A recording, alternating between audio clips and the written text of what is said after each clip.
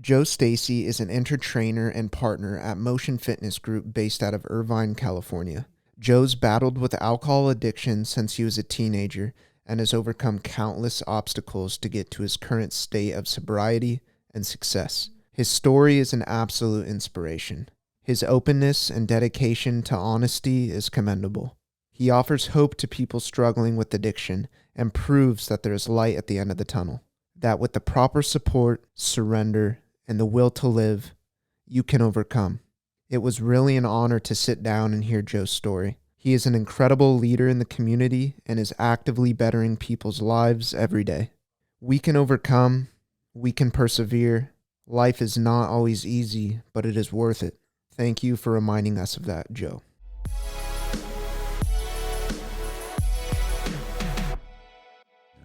So you grew up in Massachusetts. Grew up in Massachusetts. Cape Cod.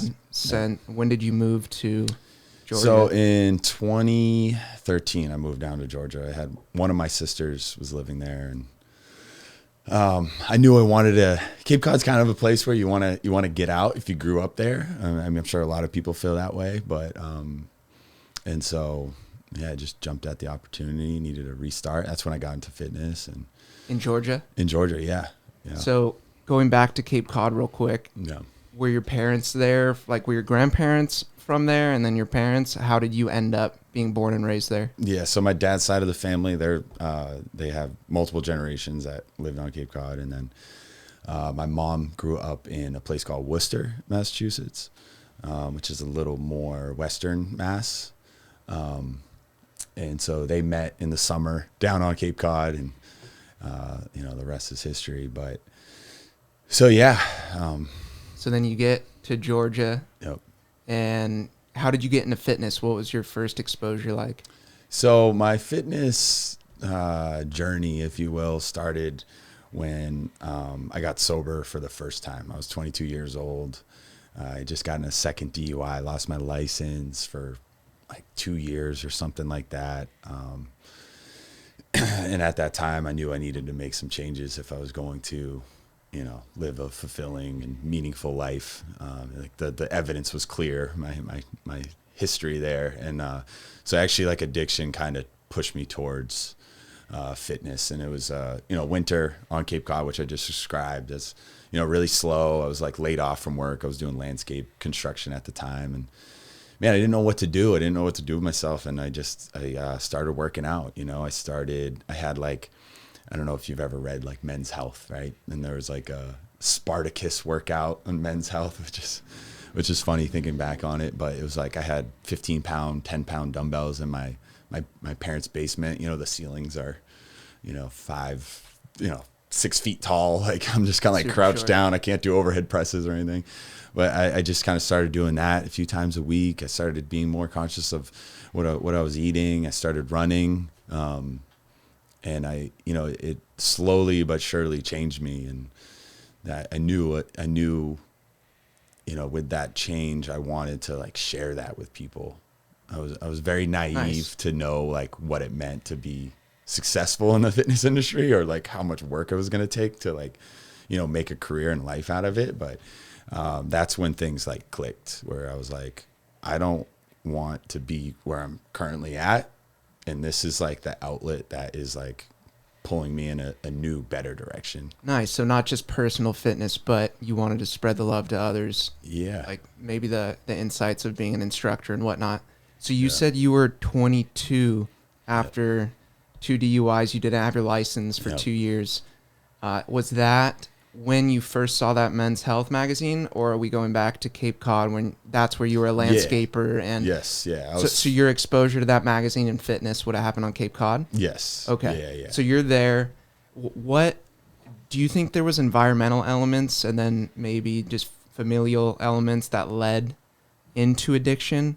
Let's go back a little bit there, and then we'll get to your success story with fitness and coming out to California. But how did that start?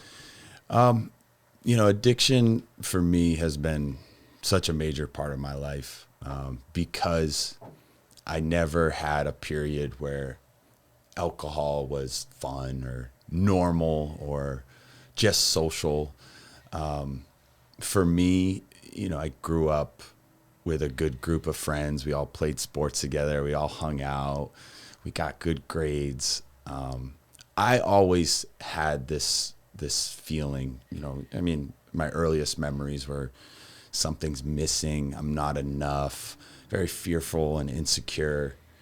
And I can't really, I mean, we'll probably get into kind of where now as a 34-year-old man, I can look back and be like, oh, this is what caused those feelings. But so when, you know, you get to high school and your friends start drinking, you hear about parties, you know, we started experimenting, smoking weed. And when I did that, I thought I had found the elixir of life. I had found this, like, why haven't I been doing this? And why am I not doing it all the time? It eased everything. You know, it calmed me down, and, you know, the all the stress just fell off my shoulders after having a couple drinks or smoking weed before school or whatever. And I could just I felt like I could be myself. And, that's a scary, in hindsight, right? In hindsight, yeah. It's very, dangerous start to, you know, somebody that's like kind of just figuring out who they are, right? You know, like as a teenager, you don't, you know, you think you know everything, and you think you're invincible, and your brain's still developing, right? Yeah, especially absolutely. as a male, not till you're 26, sometimes even later. Right. At those young years, I think it's important to face the reality and the harshness of the world without doling it with substance. Right. But if you don't have the instruction by, let's say, parents or your support group, and people are just allowing it, then you might turn to that as the solution, and then over time it becomes something more. So up until that point, I was a very good student. You know, I got good grades. I didn't try very hard, but I got good grades. You know, I loved sports. Again, I wasn't like a star athlete or anything, but I loved, you know, being a part of teams and stuff like that. And that changed when that introduction to drugs and alcohol came into my life. That just turned me in a different direction. So what do you think the difference was? Was it biological, you think? Just your internal, like, person was dealing with alcohol a certain way? Because you mentioned, like, you never treated it as a social, just kind of letting loose on the weekend type things. You had a certain amount of angst prior, dabbled on this, and then you're like, oh, this is the solution. Because I'm sure you said you had friends that probably were able to partake and didn't have it affect didn't have it affect them a certain way. And I think that is the universal truth across the world, and especially in the United States, on junior high campuses, high school campuses, college, that there's some folks that can kind of drink, not become addicted, and treat it as that social item. And then on the other side, I'm curious what that was like for you. What do you think? Yeah, I think it's definitely part biological. I definitely think I was set up as far as, like, genetically, whatever way my brain has been wired. I have addiction on both sides of my family, my dad's side, my mother's side, and I was always my mom dealt with it as a child. She had a father that was an alcoholic, a stepmother that was an alcoholic. And so she was always very wary anytime she found out one of her kids, I'm one of four, I have three older sisters, any of us started drinking. If she saw any sign of excess, she was automatically kind of like, hey, you need to stop this, you know? And so I think that combination of biological predisposition of, like, this could be a thing for me, and then just trauma. I don't know. I think 99% of people that suffer from addiction that I've met have some sort of trauma in their childhood. And for me, I lost my father when I was a year old. And that's something that I never dealt with. I never grieved from it. My family didn't really discuss it. And it's something that I just carried with me.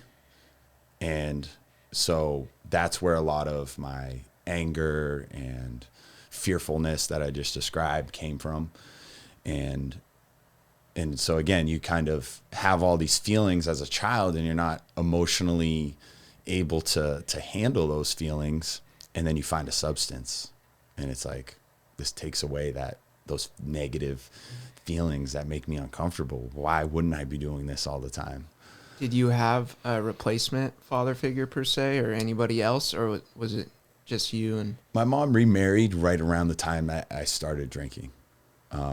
So that's a big gap, though. That's 1 year old to... Yeah, she remarried. I was a freshman in high school. So yeah, that's when I started drinking too. Yeah. So 14 years old, I remember, because I have addiction on both sides too. And I think luckily I've never been one that has that addictive bug. Right. You know, there's times where we all get too drunk and act like idiots and whatnot. But I started young too with that. And I think a lot of people do. Yeah. So. Yeah, I think it's very socially accepted. And again, like I would never look down on somebody or judge somebody that goes out and drinks and even does drugs. Like, I'm not going to sit here and say, oh, you shouldn't be doing that. It was so bad for you. You know, it's kind of everybody's own, life that they want to live, you know? And so, you know, when you're surrounded by these kids that you've known essentially your whole life, and we're all doing the same thing. And there's that time period, I'm sure, like when you first started, right? It's like, oh, so-and-so got so drunk last night. And, oh, so-and-so did this, you know? Everybody's kind of learning like how to drink properly. Right. And so for the first couple of years, it was just like, oh, I'm just figuring out what my tolerance is. Oh, I'm just doing what everybody else is doing, you know? And so you can kind of justify it that way, which is, again, very dangerous for somebody that's kind of heading down a certain path. So when did you notice or recognize, like, wait, I might have a fucking problem here? I blacked out. I would black out a lot. So if I've drank alcohol thousands of times, there's only been a handful of times where I didn't black out. Oh, interesting. So that kind of gives you once I start drinking, I cannot stop. You can call it an allergy. I have 2 drinks, and it, you know, everything kind of, like I described, slows down, you know, and that's. But then I want to keep going, and I'll run through this, you know, fake brick wall. Yeah. If a drink's on the other side of it, you're trying to grab me, I'll push you out of the way, and I'll run through that wall to go get it. And it's just it's always been like that for me, you know. And when you drink like that, or if you use drugs like that, there's going to be negative consequences that come from that. So that started, and so all of a sudden you're like, okay, maybe I'm not supposed to be doing this. What age were you then when you're like, wait, this shit's hitting the fan? So I believe it was my senior year, and it was right around Easter time. So my sisters were all home. My family was here. I think it was actually the day before Easter. And I went to a party, and kids were doing Adderall at the time. You know, this was, you know, I graduated from high school in 2006. And at that time, that's when Oxycontin was like everywhere. Percocets, pills were becoming this thing, right? And I'm very fortunate that I never went down the opiate route, mostly because I had so much trouble just with alcohol, right? But at a party, I took some Adderall, and I drank the way that I normally drink, which is in excess to the point of blacking out or passing out. And I stumbled in. Somebody luckily gave me a ride home, made it home safe. I have no recollection of this. And my mom, you know, being a mom, and also, you know, being wary of, oh, he's going out, he's probably drinking, felt the need to go check on me. And she went into my room, and she found me lying on the floor covered in my own vomit. And so I had to get rushed to the hospital. It was alcohol poisoning. And, essentially an overdose. Alcohol poisoning sounds nice. It's a nice way to put it. And honestly, at that time, I was not aware of how close I came to dying that night. And my mom, raising me on her own. And like I said, knowing what alcohol looks like and knowing what it can do to somebody and a family, she immediately said, you need to get help. And at the time I was binge drinking, right? I wasn't drinking every day. I was, partying on the weekends.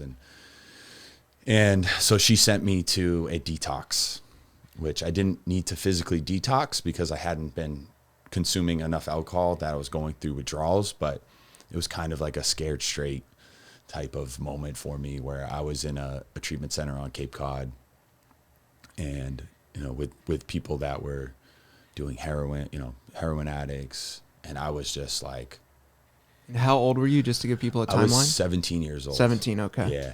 And so in there, you can't, again, I'm a little bit, I have an attitude. I'm a punk. I think I know everything.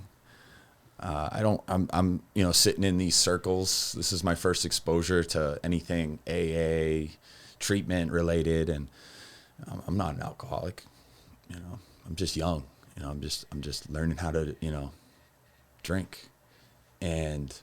But you can't help but listen, you can't help but hear people's stories, and they're the beginning of these people's stories. Where did they start? They sounded consistent, very like mine, and so that was the first seed that got planted. But I got out of there. I was there for a week. Like I said, it was just kind of like a scared straight type of moment that my mom was trying to say, hey, you need to stop this. This is going to end well. And I got out of there and I was at my friend's house that day, smoking weed, playing video games, and it didn't change anything. I wasn't going to change me. So then fast forward a couple of years, was it just more of the same then, kind of balancing work, school, partying? Yeah. I mean, in the late teens, the DUIs, loss of a license sucks as a young kid. And, again, that didn't slow me down. And we talked about environment, just being, that's what I knew. That's kind of what I wanted to do. So that's what I'm attracting. Right. Was there like really not much else to do on Cape Cod too at the time? Not really. You had like if like I was working landscape, it's a rain day. What do? You go have some beers, and that's kind of how it goes. And I'm hanging around with people that want to do the same thing. I'm seeking those people out, whether I knew it or not. And so that just carried on for a long time. And, in multiple arrests, I went to up to New Hampshire, and I went to a small college, Keene State College. It was a party school. I went there for a few semesters, just partied, and ended up dropping out, moving back with my parents. And that's when I got that second DUI. And I remember it was a Monday afternoon. It was raining. I was off from work, and I had rear-ended a family of 4. And luckily they didn't press charges or anything. And I just remember sitting in the back of the cop car and just being like, I can't do this anymore. I had the, I think everybody has to hit some type of bottom to I mean, everybody's could look different, right? You lose your job, you get in a car wreck. Everybody's bottom can look completely different. And in AA, they always talk about there's always a trap door wherever your bottom is. You can always go lower. But at that moment, I had that, I got to stop doing this. And I still, to this day, I remember you have your one phone call, you get thrown in jail. And I called my mom, and the sound of her voice, like, it's not any child wants to hear that, you know? And so that started me, you know, that was a pivotal moment where I decided, I made the decision that I didn't want to do that anymore. And so, you know, I had to go to a like 2-week, after you get two DUIs in Massachusetts, you have to go to like a 2-week treatment, basically an inpatient program. And again, more exposure to this information, more just kind of sitting there listening like, okay. So at this point, comparing those two meetings, let's say, yeah. were you thinking about it differently then after that wake-up call, just being in there, hearing stories from heroin addicts and people, quote-unquote, more extreme? Yeah. Were you still like, I don't need to be here, like I made a singular mistake, I don't have a problem? Or at that point, were you actually like, shit, I need to do something? No, yeah, I had been beaten up enough. I mean, there was, you know, I've told you 2 or 3 stories. There was 30, 40 instances of negative consequences, whether it's losing a relationship, burning a bridge with a friend, or losing a job, or whatever it was. You know, I had been beaten up enough to know to kind of, that was my first stage of surrender. You know, you get further in my story, you can see it's like, for me, surrender has been like a peeling back an onion. You know, you want to get to the core. And that was my first, like, okay, I'm not, this is more powerful than me. I can't do this by myself. I need help. And so, yeah, I just kind of moved forward. That's when it was winter on Cape Cod. I still remember being in treatment, and those 2 weeks, and the Patriots were playing in the playoffs. This is like, you know, Tom Brady's prime, you know. Wow. We begged because, you know, we're up near like Lowell, Massachusetts, and this is like diehard Patriots. You know, we were watching the Jets. It was the year Rex Ryan led Jets beat the Patriots in the playoffs, and we were all watching it, and we were like begging them to make us watch it, and just made us all miserable. But They didn't put it on for you guys? they did, they did, and we were like all stoked. But then it was like this horrible game. We got blown out. We lost in the first round, and but my point is, it was just winter time, and so that's when I got back home, and I was like, what am I going to do now with my life? And that's when, you know, the men's health workout, you know. Describe that moment. So how did you get a hold of that magazine? Yeah. And you said that you played sports before, so you're an athlete. Right. But you get that magazine how? Yeah, I don't remember like the specifics. I just remember being like really bored. Like really like, what, because, you know, you're not working, you're living with your parents. At this time, no Instagram. Yeah, no social media. I just remember being like, what am I going to do? And the other big key factor that got me into it was, up until that point, I was smoking cigarettes. And then I went to this 2-week program to eventually get my license reinstated, and they didn't allow nicotine. So I had 2 weeks of like not smoking cigarettes, and I was like, you know, you're just like a crazy person still after a couple of weeks. So it was honestly like boredom and just kind of being fed up. Like I was sick of feeling like shit all the time. And up until that point, I never had cared about what I ate. I never cared about what I looked. I hadn't touched weights, you know, even playing high school sports. We didn't have like a weightlifting program or anything like that. So it was all new to me, you know. I always felt like I was intelligent enough to do something with my life, right? But I just hadn't found anything that I was passionate enough about that was worth diving into. And that was the first moment that I was like, I want to like learn everything. I want to, you know, school for me was always like, you know, I wasn't a great test taker. I got to listen to this guy lecture, read this book, take this test. It was just monotonous, and I never really learned much, to be honest with you. I would cram. You didn't care, I could cram and, you know, pass the test or whatever, but I think there's something to be said there, even being a landscaper too. I think some people just enjoy work through their bodies and not just desk work and like pure brain work, you know? For sure. You always use a combination of both. But so when you find fitness in your training in your parents' basement, you said, right? Yeah. How long were you kind of building up your own capacity to then be like, wait, this is what I want to do. I'm going to go to Georgia. I want to hear about how that happened. Yeah. And then what was your first exposure of like training other people and stuff like that? I think I don't, again, like this was so long ago. I don't remember like a specific moment where I was like, I'm going to be a personal trainer. I'm going to get into fitness, but it definitely evolved over time. I had ran a half marathon with my sister, and I got a gym membership. I was working out at a Planet Fitness, a local Planet Fitness. Nice. And, I think the change in, my family could definitely see it too. Just like I was always so insecure and like I said, fearful of everything, and that when you start training and, your body changes, you feel stronger. And even if it's incremental, even if it's a very small amount, that change pushed me towards like, and also recognizing like, hey, I have nothing but respect for people that do hard labor and that's their career. And, like the landscape company that I was working for was actually my father's.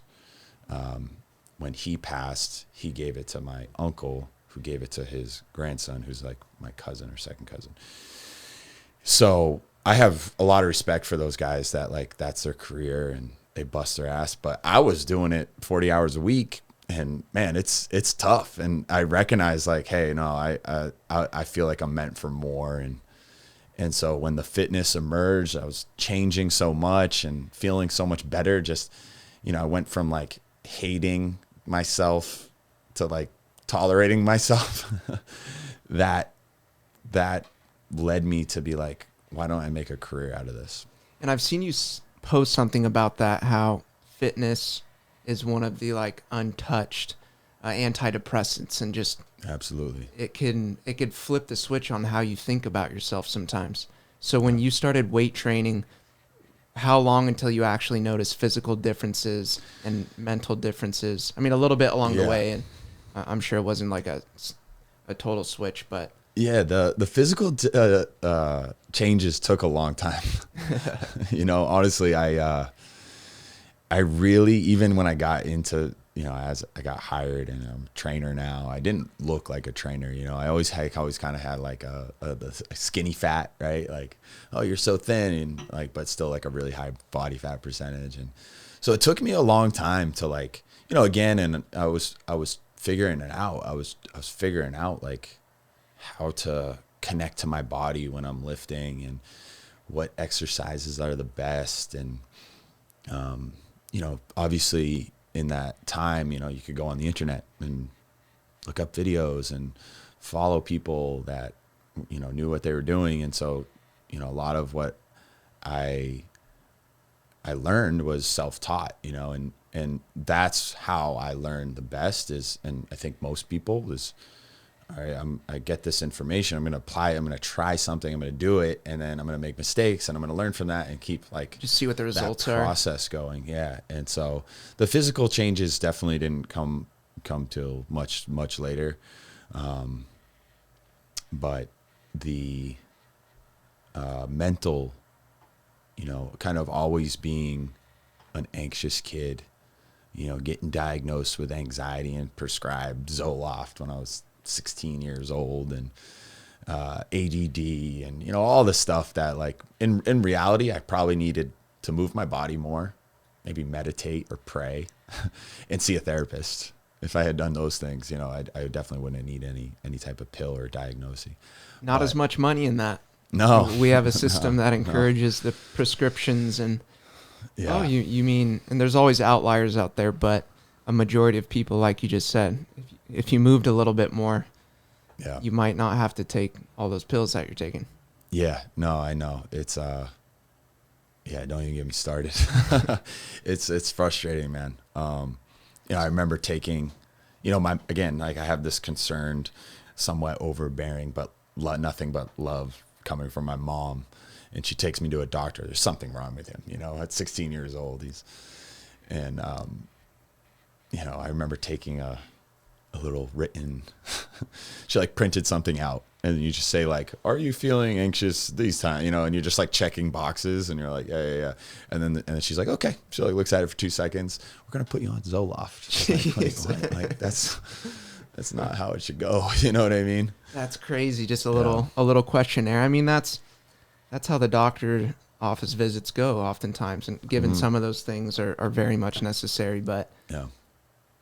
Our brains are so complex, and then you add in your environment and lifestyle, and not just needing movement, but maybe more activity, needing something more to live for, or something to be passionate about. Yeah. But so many people don't have that. Right. And then the system tells you to go get checked out, and it's easier, right, factually, let's say, to just give a pill and maybe fix someone, put a Band-Aid on someone. Right. But in reality, you might need a full 360 change, which is going to take a lot more effort than just getting a prescription. Right. And I think that's hard, man. I always think about the generational differences, right? My parents are like, go to the doctor, listen to the doctor, do what he tells you to do. That's like that's their course of action, kind of no matter what the problem is, right? And I have this distrust of Western medicine, right? Like I'm like, no, man, like I'm not taking anything if I won't take, ibuprofen unless I'm like can't walk, like I just don't see, and again, like you said, there's a time and a place. I think some people, it's. Yeah, dude, ibuprofen is no good. So I had acute kidney failure from ibuprofen when I got my wisdom teeth out. Oh, shit. So all 4 of them were impacted. Yeah. And they all got taken out, and I was prescribed, what's that pain medicine? And Vicodin and ibuprofen. Yep. Took Vicodin, and it made me sick because I didn't have enough food and water in my system. So I'm like, no thanks. I didn't really feel that much pain, didn't need it. But the ibuprofen, right, to reduce swelling, from the doctor and from my parents, make sure you're taking your ibuprofen. Make sure you're taking your ibuprofen. And I wasn't drinking or eating anything, of course, because my mouth's all jacked. Yeah. And then after about 2 days, I start getting lower back pain. And I'm like, what is this? This doesn't feel good. Yeah. Parents just say, you're laying around too much. You need to get up and move around. Like, they had no idea. Nobody knew. Right. But it was ibuprofen getting stacked up in my kidneys and not flushed out because I wasn't drinking or eating anything. Right. And finally, after a couple days, like, I was dying, literally dying. So my stepmom sees me one morning and is like, okay, we're going to the hospital. Let's see what's going on. Yeah. And after trying to draw my blood, sticking like 6-7 times because I was so dehydrated. Yeah. Like, your kidneys are failing. Like, if you would have come in a couple hours later, most likely dialysis is what they said. So the point being is these little quick fixer pills. I think, Grant, you could look it up. How many Tylenol kills X amount of people per year? Ibuprofen. For things like that, it's. I want to tie it back into what you said, not just with distrusting Western medicine, because there's a lot to distrust, but then I would argue like the MRI machine, and there's certain feats in engineering and technology that came from the West, and complex systems like military even had a lot to do with that, and NASA and different space instruments. Yeah. But a lot of things we feel like we need to fix with fill out this paper, and then at the end, the equation leads to, here's a pill, here's this, here's that. Yeah. It's like, no, just natural elements of sleep well, move your body. Yep. You don't even have to do anything crazy. You don't have to look like a fitness phenom on Instagram. Right. But just base level things. Yeah, absolutely. But what is it? Regular doctors only go through a couple weeks of nutrition training and whatnot. Yeah. Like my mom, for example, was just there a couple weeks ago, and The doctor said, oh, like your cholesterol's a little high. Make sure you're taking in as like vegetable oils and not a lot of red meat. And they're still preaching that shit, dude. I know. It blows my mind. Yeah, it's you know, and everything is. I hate to get too pessimistic, but everything's financially driven. You know, big pharma it's got its grips on this country, and I mean, one thing, you know, talking about addiction, the opiate epidemic. I mean, that was started by OxyContin, Purdue Pharma. Like, they created a drug from opiates. You know, opium. You know, they created heroin in a pill, essentially, and put it on the streets, you know, and doctors were heavily incentivized to prescribe this drug. And they made it, they got a label approved that said it's not addictive. It's insane. It's insanity that happened in the United States, right? And yeah, and it's like doctors smoking cigarettes for advertisements and whatnot back in the day, and all of the things that were pushed around sugar and fats.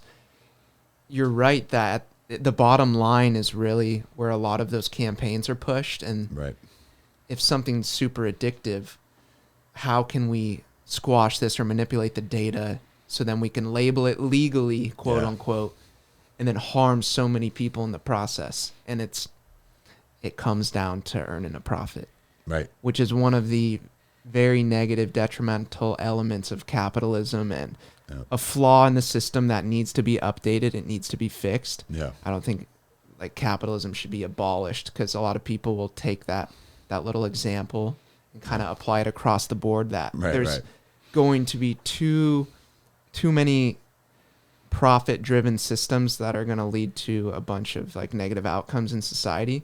But one we can hone in on specifically is big pharma. That's not like, you could think of, I even know people personally that had an addiction start through dabbling in those substances that, if you trace them back, like you said, were put out by big companies and government and stuff.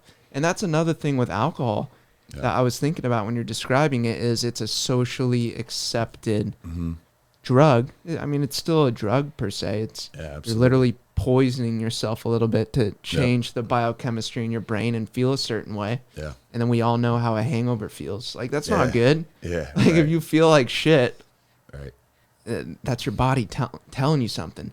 But that's always such an easy gateway, because we've been doing it since the beginning of time, right?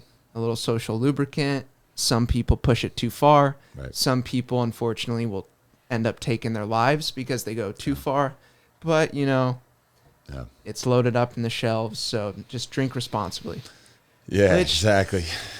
God, dude, I always it's hard. laugh at the commercials that are like people, like bunch of, you know, a dozen good-looking people, you know, dancing on the beach. And, not slurring, know, like everyone's talking perfectly clear, and we know. Like, that's not what the average American bar looks like, you know, like, no, man, it's almost comical, you know, but I mean, so much of this is just awareness, you know, as an adult that can make decisions, right? And the problem, I think, lies a lot of times is when it's kids, man. That's what I have a problem with, you know, when kids are getting prescribed Xanax, or, you know, any type of, without, and again, it typically comes from a parent that just wants their child to not be so anxious, not be depressed, fit in at school and all. You know, it comes from caring for your child, but it's frightening that these doctors are willing to be like, instead of being like, I think you should just, you know, maybe get a gym membership, or, you know, join a club, or, you know, be more so, you know, or maybe, as you know, it's therapy. I know a good therapist I can recommend, or some, that should be like the last resort. Yeah. You know? Like being plugged into something outside of yourself, like church and God fulfills that for many people. Clubs. But Xanax was a huge problem in our high school. And I think it was kids just tapping into their parents' cabinets. And then selling them to friends. And it was when weed was becoming legal. And all the clinics were opening up and stuff like that. Yep. And it just becomes this little social contagion that's kind of cool. Yep. And you have a population now, an isolated high school population that's experimenting. And the way I see it is like the variance with how someone was raised, the biological variance, and how someone's going to be able to actually cope with intoxicating themselves. Right. You get these crazy outliers that are spit out of this person's blacking out constantly, this person overdosed, this person acts like an asshole. But I think the reason why alcohol is still kind of socially accepted across the board is because out of that group, you still see the people that are dabbling, but they're kind of just socially using it, right? Sure. They're not hurting anyone, or that they're not being too much of a detriment to themselves. Right. So it's like, okay, it's not that bad. We got to focus on just the outliers, like the crazy ones. Right. And that's hard. Like, kind of by definition, that's going to be like an impossible problem to solve, because you're basically saying this is all okay. We're just recognizing that some people can't handle it. Yeah. Therefore, like, figure it out. We have rehab and these systems to hopefully fix you. But it's complex, like analyzing family members that you and I have both seen, like seeing addiction passed down. Yep. It's not so easy. And turning to fitness, I think, could be a healthy kind of shift. Yeah. And you can be addicted to anything, right? Like you could be in a deficit for too long where you're destroying your body because you're too obsessed with something. Right. Which we've seen those stories too. Sure. But at the end of the day, I would argue always, if you are choosing to abuse substances, there is a healthy way to transition into physical fitness, Right. where you can still kind of develop a certain circuit in your brain that's giving you that little dopamine. It gives you something to like look forward to and a way to feel better. Yeah, with addiction, you need to replace it, right? You need, I guess, depending how far down the rabbit hole you go, and how much unresolved trauma you have, the timeline would be different, right? It might take somebody a year where they're just, going to 12-step meetings, smoking a pack of cigarettes a day, and then they start going for walks, outside, and, they're eating, because, typically when you stop drinking or using drugs, you're craving sugar, you're craving, fried food, shitty foods. And so maybe it's after a year, they're like, okay, I've been sober for a year. I can get back into it, but that's kind of the damage that was done, through their using. And then other people, people that maybe wouldn't classify under addiction, and they're more of like a heavy drinker that they want to make a change in lifestyle, and that can be an immediate replacement and be an absolute game changer. And that's the case with me. I ran with it and made a career out of it. So what's the struggle been like along the way, staying sober and knowing that if I can't really mess with this, I can't just have a beer or two? Yeah. So kind of getting back to my story a little bit, like, I didn't stay sober. I didn't stay sober. I moved to Atlanta. I got into fitness, moved down there with my ex-girlfriend, and we kind of started this new life. And again, so much of telling this story, I was unaware at the time, naive at the time, but looking back, I can look at it and be like, and I put like a lot of Band-Aids on these like on unresolved trauma and these like kind of emotional wounds, and just kind of the addiction was still present. I just wasn't using drugs or alcohol at the time. And so I ended up, that girl that I moved down with, we broke up. I changed jobs. I was kind of on my own as an adult for the first time, because her and I had been together since 22, like right around the time that I had gotten sober. And I started smoking weed first, and that just became like, oh, do it at night. I'm so busy. I was managing a popular gym in Atlanta, and I was I started like dating as an adult for the first time, and I used it socially sometimes, like, and it was just kind of mellowed me out. And Weed you're talking about? yeah, Okay. yeah. And how old were you at this point when you were managing the gym and newly I single? was 28. 28. I had built Okay. this career out of fitness and was fairly, at that point, somewhat successful. And I was personal training, still, and teaching some classes. And but like I said, I didn't realize at the time, but I was still carrying around this these wounds that I never really wanted to look. I never looked at, and I really didn't want to. And so the occasional smoking of weed calms me, puts me in the moment, and which it does that things. Yeah. I have a lot of positive things to say about marijuana. I think it's, if I had to pick one, right, like alcohol, marijuana, alcohol nearly killed me, and marijuana was kind of a gateway almost to getting back into drinking. And that's what ended up happening with me, because I started I started smoking around the clock. And, again, that's how I'm wired. Yeah, That's it's a how, tolerance thing too. Exactly. Your weed tolerance, if it just starts off at night and then you kind of get used to doing it all day, every day. And then social settings, like if you're in the mindset stone, because I used to smoke a lot of weed too back in high school, and I got out of it. But you kind of train yourself to communicate with people high. And then let's say when you're sober, now you feel kind of outside of your skin because you're not in that mindset. And then it could go the other way. You can have people that then get sober, and when they try to dabble in weed again, this was me. I wanted to stay away from it because it made me feel so uncomfortable in my skin. Right. Super anxious. I'm like, wait, I want to fall back into my sobriety because that's where I was comfortable. Yeah. Because I think you could still abuse weed for as socially accepted as it is. I think it's that your motivation of why you're doing it. Right. And then just really how it makes you feel. Right. So you can justify anything, right? Yeah, you can be like, oh man, it's like, it allows me to be spiritual, man. And like I said, I think, it's not, it can be a lifesaver for a lot of people, and if that's the alternative to shooting up heroin, and you start smoking weed or using CBD or any type of like alternative, like I'm all for it. Same. Yeah. But it was right around the time the pens started coming out, like oil, oil, yeah. And so like I had a client in Atlanta. He would travel to Denver, and he would stock up on all these pens, and he's like, dude, you like smoking weed? Like try this, and I just would carry that thing. It'd be in my car. It would be with me at all times, and that's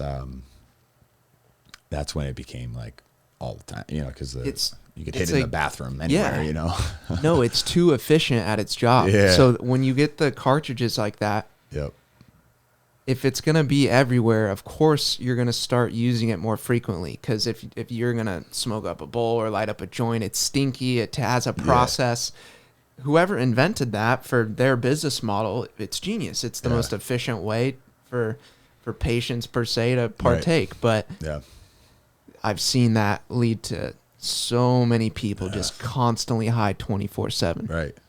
Yeah. And I think with smoking weed too, we all have like high ideas, right? Where we're kind of like, oh man, like, what if somebody invented this and like combined it with this, and it could change so many lives. And you have but it also can distort the way you view people, and those stories that you're telling yourself in your head, all of a sudden they become truths. And you when you're not smoking weed, you're like still agreeing with that idea that you had, right? And that can be real. That was really dangerous for me, because it made me think like people were talking about me, not in a paranoid way, but just I would have these like narrations going on in my head when I was high, and then it would carry over to when I was at work or in a social setting, and it changes you. It changes how you're speaking to somebody, or just kind of your thoughts on your inner dialogue as well. So yeah, I mean, it definitely didn't end well with me, because I ended up drinking again. After, how did that transition happen? It was 6 years of no alcohol. And I remember my anxiety getting really, really bad at the time. And, you know, for me, alcohol has always been, you know,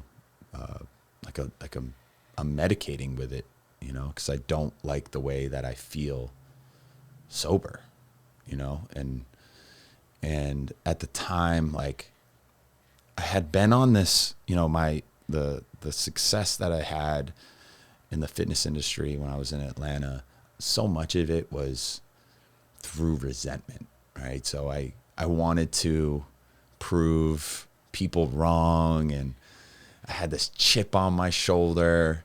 Every other male trainer I looked at as competition, and I was just like this loner that, like, I'm gonna work harder than you in, you know, working out, and I'm going to, you know, sell more personal training. My sales are gonna, you know, I just, everything was a competition, and I had this, like, I still had that, like, anger and that unhealthy. I think a little chip on your shoulder is good, you know, to kind of, like, remember that, you know, and kind of have it in the back of your mind. But mine was, like, you know, the size of a Volkswagen on my shoulder, and that was difficult to be around still, you know, and so I had gotten to the point where, you know, like when I moved to Atlanta, I was like, all right, I want to buy a house. I want to get a new car. I want to have a roster of clients that, like, people are like, wow, you know, I want some verified social media accounts on my personal training roster, you know, and I had gotten these things, right? And it's when you're never satisfied and you're never happy through that process and journey, and that success is coming from a place of resentment. When you finally get things, you get those things that you desire, it's the worst feeling in the world, you know. And there's like an intro to a Mac Miller song that he says, when you're like moving towards a mountain and you get there and it's just a pile of rocks. And that's exactly how I felt at that moment. And because I had a condo that I just bought, it was on the 7th floor. You could see some of the skyline, had hardwood floors, great natural light. I was training at a small kind of boutique personal training studio that we trained baseball players that were there in Atlanta in the off season, and a bunch of other, like, kind of noteworthy people, and these people that drive fancy cars. And I was making more money than I had ever made in my adult life. And, you know, and I had the girl, I was dating a Atlanta Falcons cheerleader. I was like, man, I made, you know, like, I felt like I made it, like, you know, and man, I just remember it was a Saturday, and I was sitting on my balcony, and I told myself, I'm going to drink just this once, and then I'll go back to being sober. I was still smoking weed, right? And I drank, and I still remember I got like a 18 pack of Bud Light or something. And again, like, the way I drink, I had 2. And then I ended up having like 10, and I got insanely sick because I had no tolerance in 6 years. And I woke up the next day feeling like shit. And I was like, oh man, never doing that again. And, you know, it became a weekly, you know. Like once a week? Once a week. Just once a week, you know. And was your lady still around? No, we... okay, so you guys would have... So you reached the pinnacle, you guys broke up. No. And then you were on your porch. Yeah. So the girl I moved to Atlanta with, we had broken up, and that kind of started me on, like, the smoking weed, single life, kind of like going out, like, just. This was a new girl. And then this was, like, you know, the girl I kind of, like, settled down with for a few months or whatever. And so, yeah, her and I, we ended up splitting up, and at that time, you know, I realized at that time that I had no idea who I was. I had no idea where I belong or what my place is in the world. And, you know, I was lost, man. I was 28 years old, and I was just totally lost. And, For me up to that point, that was kind of my remedy when I felt that way. And, man, in my earlier years that I told you about already, there was a lot of pain involved, but I had no idea that was the start of this vicious cycle of addiction that lasted 4 years, of in and out of trying to get sober, losing things, losing jobs, losing, it got to the point where my family was no longer speaking to me, and I was alone and depressed, and I was drinking more and more, both in frequency and also the amount in those times that I was drinking, and then withdrawals kick in, and it's a very scary place. It's a very scary place. And that cycle started on the porch just with that one conversation that this 18 pack, just one time. Yep. It's all fine. Yep. So, staying sober, right? It's relatively easy to get sober. I think for most people can go into a detox. You're usually there for a week or so. You can even do like a 30-day inpatient program. Most people can get through that with enough attempts and willpower, right? But staying sober is the real battle, and that's where so many people struggle. So for me, I was in treatment the end of 2019 I had 2 stints, if you will, in treatment. So it was pretty much a whole year of inpatient and outpatient. Of basically all of 2020, I was in treatment for alcoholism.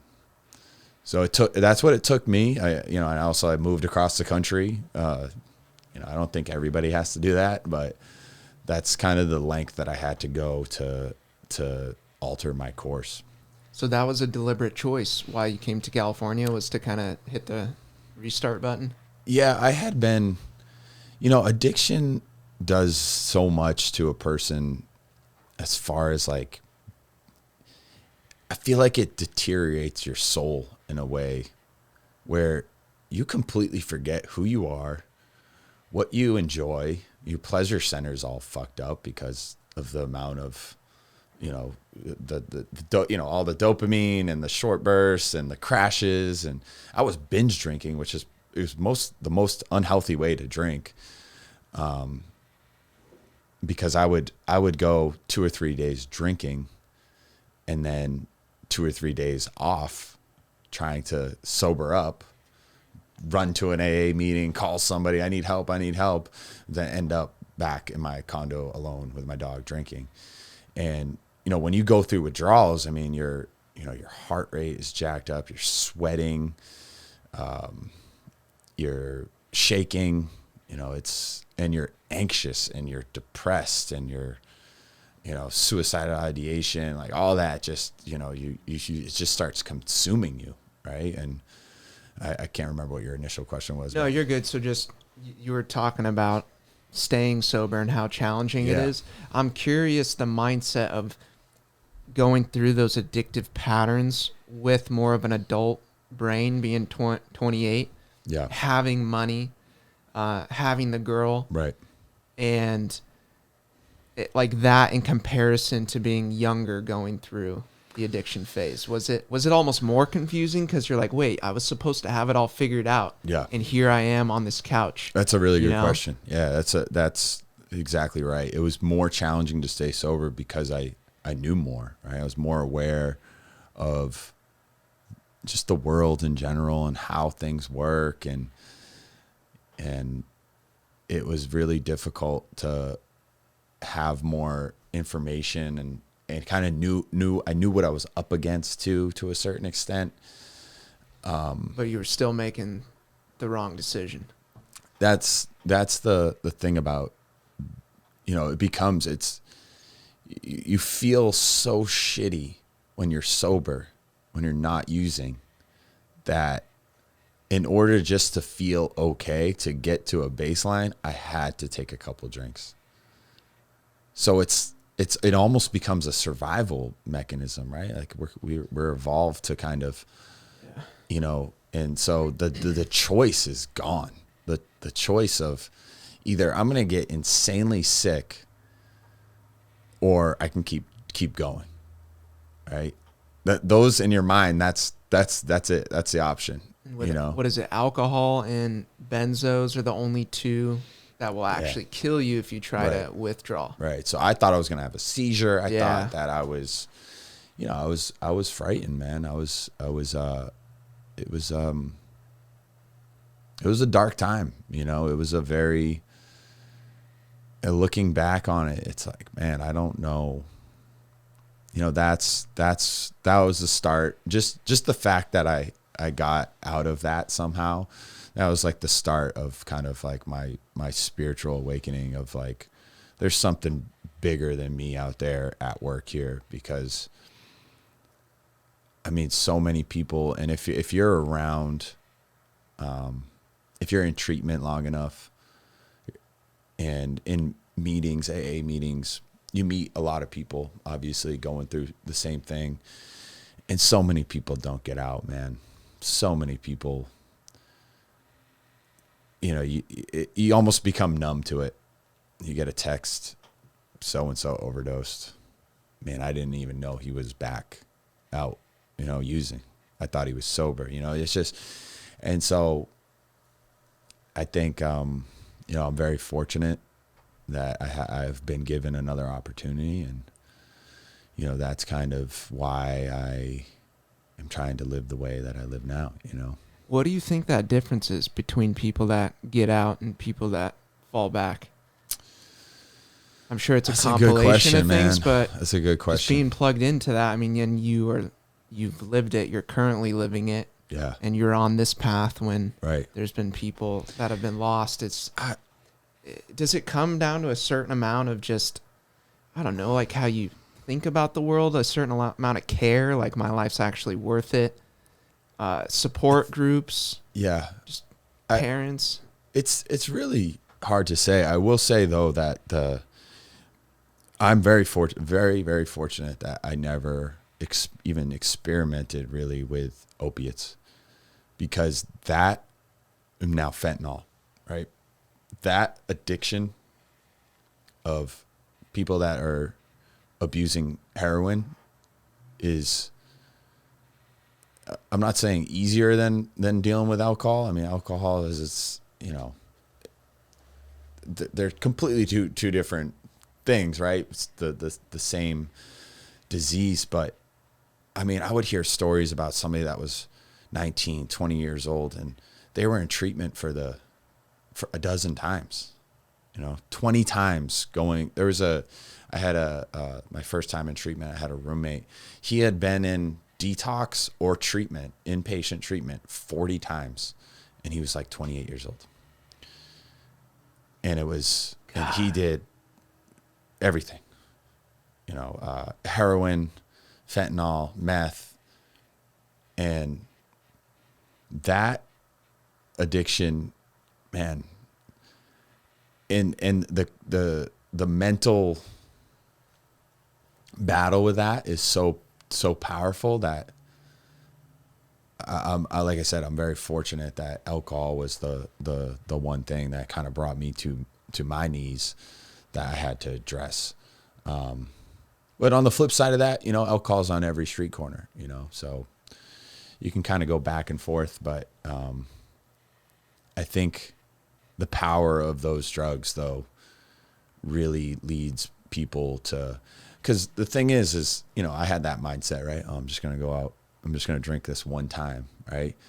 If you're a heroin user and you've had some time of sobriety, and you say, oh, I'm just going to go shoot one bag, the chances of you overdosing are extremely high. That's where most overdoses occur, is when they're relapsing, because your tolerance is low, but you're using the same. That's not a withdrawal. That's like that's a poisoning, like up front, like too much at once.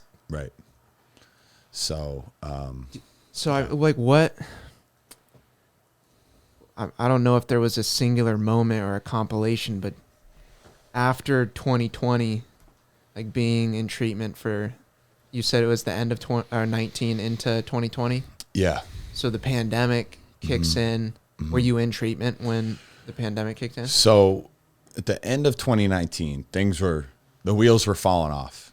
You know, if you think of any like film that like it's towards the end of the movie, things Yeah. are like everything's burning down. That's how I felt. Damn. Like I said, my family had cut off communications with me. I really didn't have any, like, my hope was diminished to the point where I didn't think I was getting out of it. I felt it's a scary thing when you start processing your own death, right? I never felt like I could kill myself because I have, I wouldn't want to put my mother through that. I wouldn't put my sisters through that, my family, people that care about me. But man, I really didn't want to live. And I felt like death was imminent. And you start really conceptualizing what it would feel like to not exist and to stop breathing. And, I would get this like reoccurring thought of, what if I died in my sleep? Who would find me? What would happen to my dog? It really sick thinking, right? Really unhealthy thinking. And I was still working, but I mean, obviously in that state, you can't really be functional, right? I was very miserable when I was not consuming alcohol. And so at that point, I had a friend that lived in my building, and I had called her one night in a blackout, and I told her, I asked her if she had a gun. I don't remember this. And she goes, why do you want a gun? And I said, I want to blow my fucking brains out. And she called me the next day. I didn't pick up. And again, I don't remember saying that. But she started knocking on my door, and she came up. She goes, do you remember what you said last night? She goes, you need to get help. You need to get help. And that was the first time, like, I didn't have anywhere else to go, And so fortunately I called, have you ever heard of Chris Herron? He had a 30 for 30 documentary. No, maybe. So, I'm good with faces. yeah. So I'll pull him up. He's from Massachusetts. He grew up in Fall River, Massachusetts, which is kind of an old mill town. And, so he started the Herron Project, so when I first got sober, when I was 22, he had a book out, and then the documentary came out, and I always looked up to him. He was a kid from Massachusetts. He played for the Boston Celtics, but he was addicted to pain pills, and he would like score pain pills outside of the Garden and then go play in the NBA game, drop like 12 points, and Wow. his story's incredible. I'd definitely check it out. But so I knew of him, and he had this foundation, the Herron Project, that helps people get into treatment. And so I started calling, filling out the I need help, thing online. And this guy called me, and we would go back and forth. And, it's still, there's like, there's this duality going on in your mind. Like, I need help. I'm going to die. And then that like voice that, whatever you want to call it, the devil or whatever, that evil, that's just like, no, keep this going. Just, no, you can go a couple more, And so my plan in 2019 was to go through New Year's, do one last hurrah, and then I'll check myself into, it's just insanity. That's it. That's, part of addiction is just insanity. And, I didn't make it in that with the girl that lived in my building, that happened. And I remember the guy from the Herron Project calling me. I'm in this like drunken stupor. He's like, I booked a plane ticket for you. And this guy's got like the heavy Boston accent. This guy, Kevin, I follow him on Facebook now. And so But he's like, pack a bag. You're going to South Florida. I'll buy your plane ticket, whatever, And so I literally just, went on, the girl gave me a ride to the airport, and she said, I'll watch your dog. And shout out to her. Yeah. Wow. Yeah. Alyssa. She's got married. She's got twins on the way. She's doing really well. She might have saved your life. Yeah, we were both going through, she was dealing with a lot of hard stuff, a lot of mental issues, right? Mental health issues at the time. And we were kind of there for each other. And yeah, I mean, so much, man, of I think everybody's life, right? I believe God puts people in your lives at certain times for a reason, right? And just, even if they're not, going to be at, somebody's not going to be at my wedding or something, or it could be something small, but still matter. Yeah, I really do believe that. And so, so how many days between she comes and knocks on your door after saying that the night before, do you get that call and go to the plane? It was probably a few more days, just a couple days. And, at that time I lived, on Peachtree Street in Buckhead, Atlanta. It's a nice part. There's bars all around. There's restaurants, and so I had my little rotation. I'd go out drinking, and so that's, it's holiday season. I don't have my family really at all in my life, and so I was just drinking around the clock, man. And I finally somehow just kind of, again, another layer of surrender. Okay, not only do I need help, but I can't, I need to go away somewhere, and be kind of locked up for a while.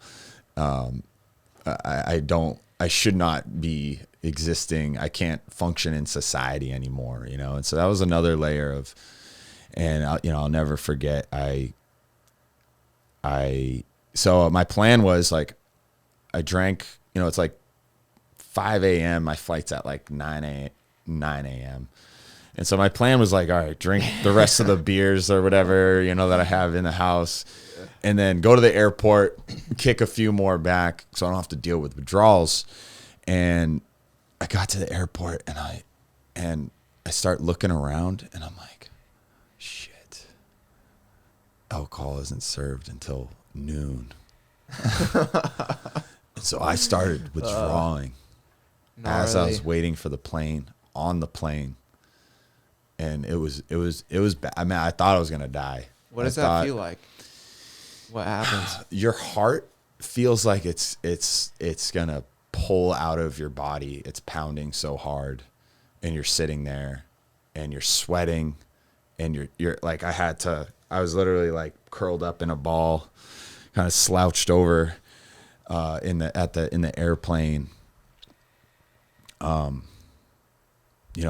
I legitimately thought I was going to have to tell the flight attendant to land the plane, and because I'm going to go into cardiac arrest or I had no, I really thought this was it. And I never forget. I grabbed the flight attendant, and I was like, you need to get me some vodka or some alcohol right now. I'm going to treatment. And the people next to me are this nice, unassuming couple. They're just oh shit, it's happening right now. I'm like, I'm sorry. And, I those little, airplane size little drinks. Shooters. And, yeah. Just put a couple of those back, and it kind of took the edge off. And that's wild, man. Yeah. The chemistry going on there just to. I know. All right. Yeah, I'm good. Right. I know. That's kind of where I was at. Powerful. And again, I never thought that I would get to that point, right? And that's one of the scary things about addiction is you never, even if things are bad, you never think that they could get worse. The amount of people that would that I've heard said that they took Oxycontin or Oxycodone or another opiate, and they were like, oh, I'll never do heroin. Never. Or, oh, I just, snort heroin, or I smoke it. I'm never going to shoot, I'm never going to use needles, never be an IV user. And the amount of people that ended up taking that next step it's, you know, and I'm guilty of it too. Oh, I'll never be at the point where I'll have withdrawals from alcohol. I'd stop before that. Right. And it's insanity, man. It's not something that I'd wish upon my worst enemy, you know? So you went through treatment. So you get to Florida. Yeah. How long was your stay there? So I was there for 3 months. 3 months. So I had overall a very positive experience there. Down in South Florida, it's honestly like Orange County and South Florida are like the two recovery hubs in America where people go. You got the beach, you got palm trees, you got, you know, nice weather for most of the year. So, you know, I was in Del Mar down in South Florida, which is near like Boca, and you know, it was beautiful, man. And luckily I had insurance. I still was working for a company that offered me insurance. And, you know, because the other option, if you're uninsured in America and you need to go to treatment, you're looking at like Salvation Army or a state-run facility that, I mean, it might as well be prison. It looks like, you know, the food that you're given, you know. My older brother went to Salvation Army. Okay. Yeah. Yeah. What was his drug of choice? He was doing everything. Yeah. Yeah. Yeah. So we've talked about it before on the podcast, and Mm-hmm. I'm gonna respect my mom's wishes because she's like, you don't need to keep bringing that up. But one of the episodes we did a deep dive into that, and he's kept his sobriety now for a couple years. That's so awesome, man. He's doing good. But Yeah, right on. It's rough. I've seen all of it, how it affects the family, how it Yeah. affects him. Just seeing someone at the state on the brink of death, just it's wild. Yeah. But I've had friends. To your point, though, those solutions are out there. If you don't have insurance, there's ways to get help. Right. Yeah. I've had friends. I've had close friends that I've seen go through it. But I've never had a close family member, man. And I think that's this time around my sobriety, I've been able to look at what I've done to my mother, my sisters, my stepfather, you know, like where it's like, man, you know, and it's there's no other disease that affects the people close to the person suffering like that. Because it's a disease, relatively speaking, of choice. It's not like if you get cancer. Right. Unfortunately, like everyone's going to be distraught and it's going to be terrible, but there's always, even though I've heard a lot of people argue, you don't really have a choice. Sometimes when you're in the depths of hell and addiction, people still view it from the outside in. You are making a choice. You were doing this to yourself type thing. There's always that, there's always that debate, right? Is it a choice? Is it a disease? And I look at it as a disease, like a mental disorder. And very much a spectrum, you know, just like other mental disorders, right? Like, I think addiction pops up in everybody's life.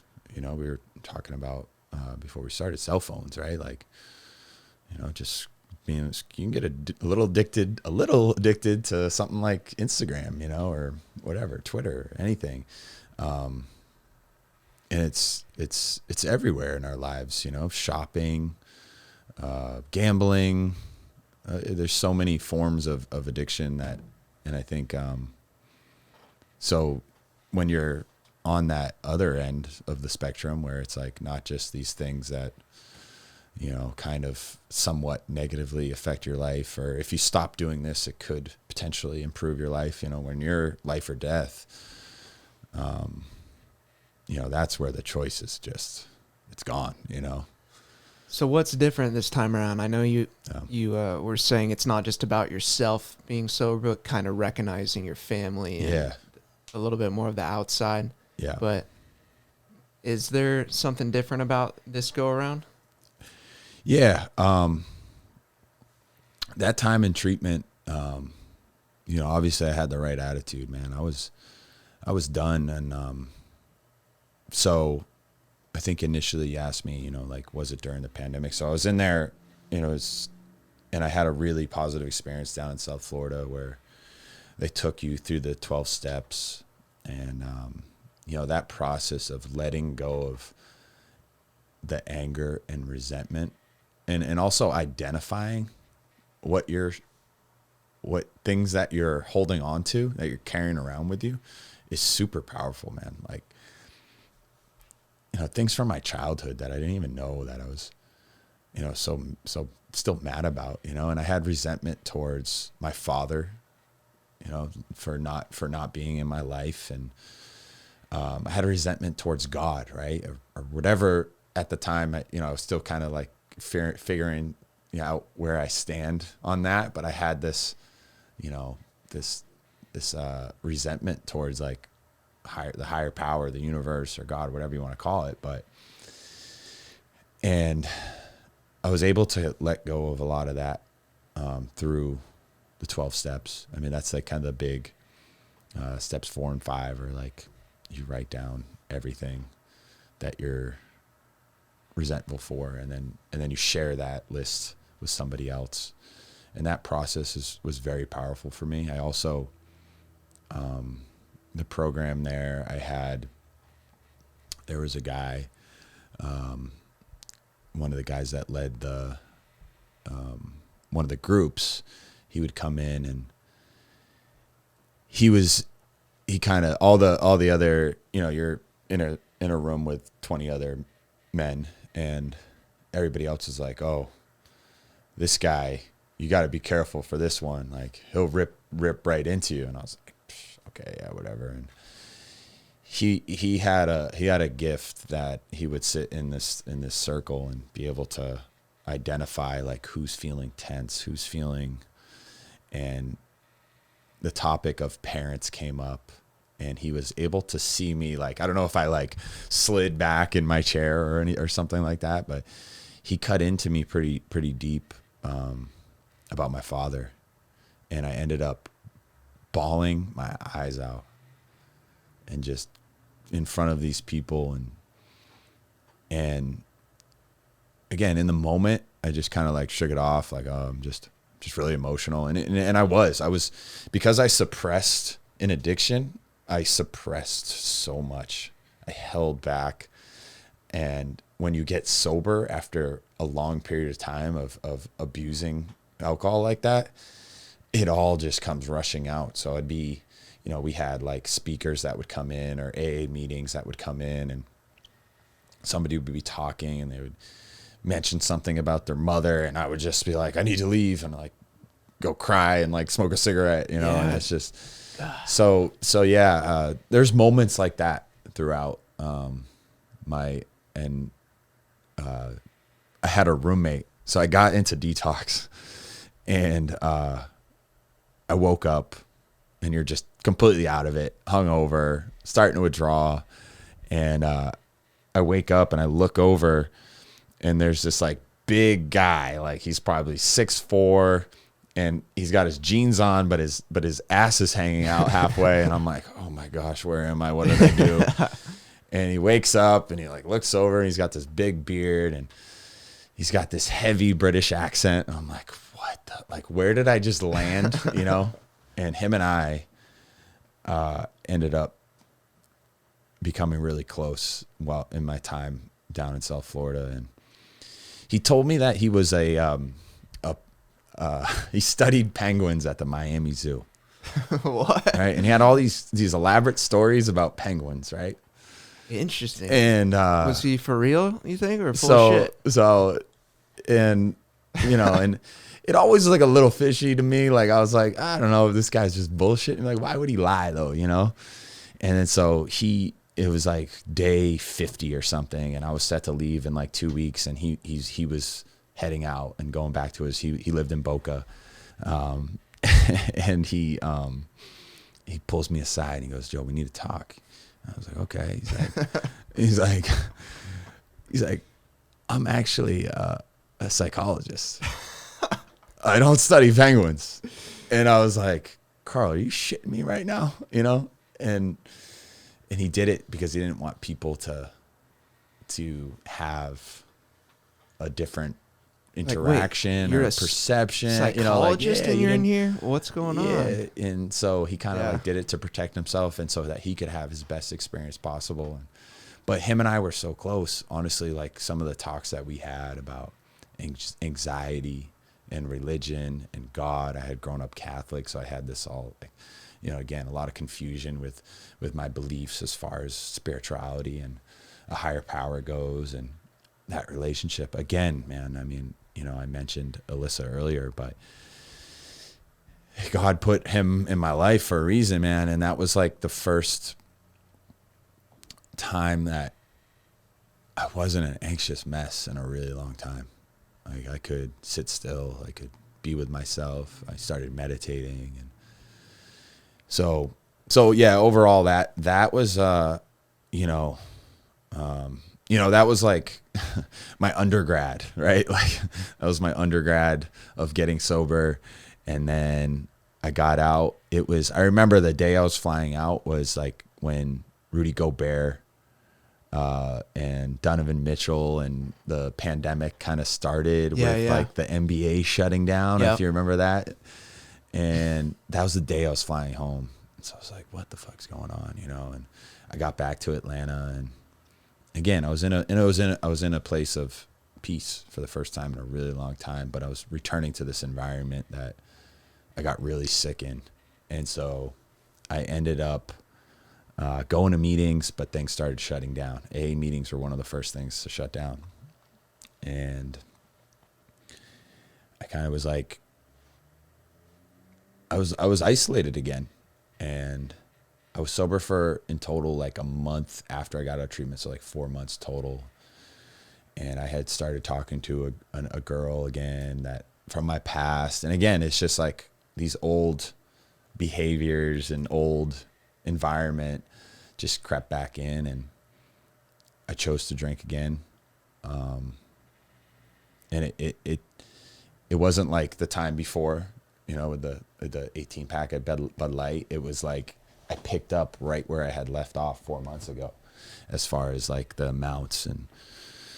And so I was like, great. Like I just pulled my way out of hell. I'm 32 years old and just did 3 months in treatment. And,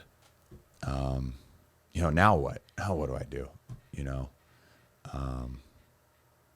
And at that time, and like right around the age of 30, I started using psychedelics. And I had always like knew I didn't, whenever I did LSD or took mushrooms, I always felt like I didn't want to be in Atlanta. I didn't want to be in the city. And so I stopped, I wasn't working at the time, and I ended up taking like a hero dose of mushrooms, and I again, and this is mixed in with alcohol though, so it's like really it's really no positive benefit, and I felt like I needed to get away. I needed to get away, and I had been talking about California. One of my other sisters moved out here to Santa Monica, and I still had never been out here. And I ended up calling the Kevin at the Heron Project again. And he kind of talked me in going back to South Florida. And so I was like, okay, it's what I know, blah, blah, blah. And I got there and I immediately was like, no, this is not, it's not going to work. My intuition, I was like, no.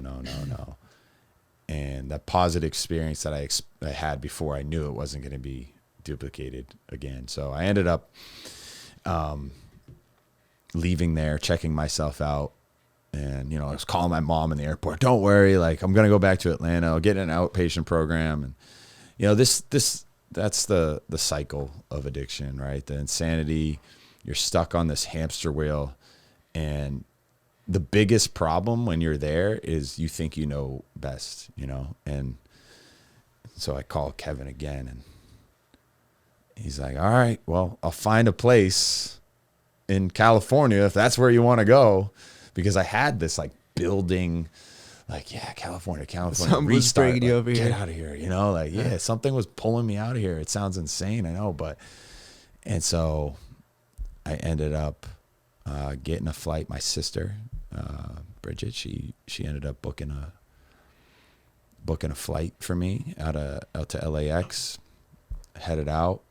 I had another friend watch my dog, and I ended up in Palm Springs. I didn't even know where Palm Springs was.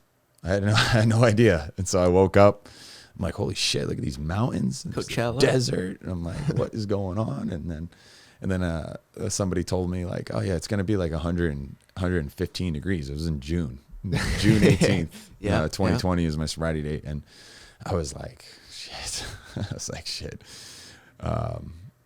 And so, you know, South Florida was like my undergrad. This was like my graduate.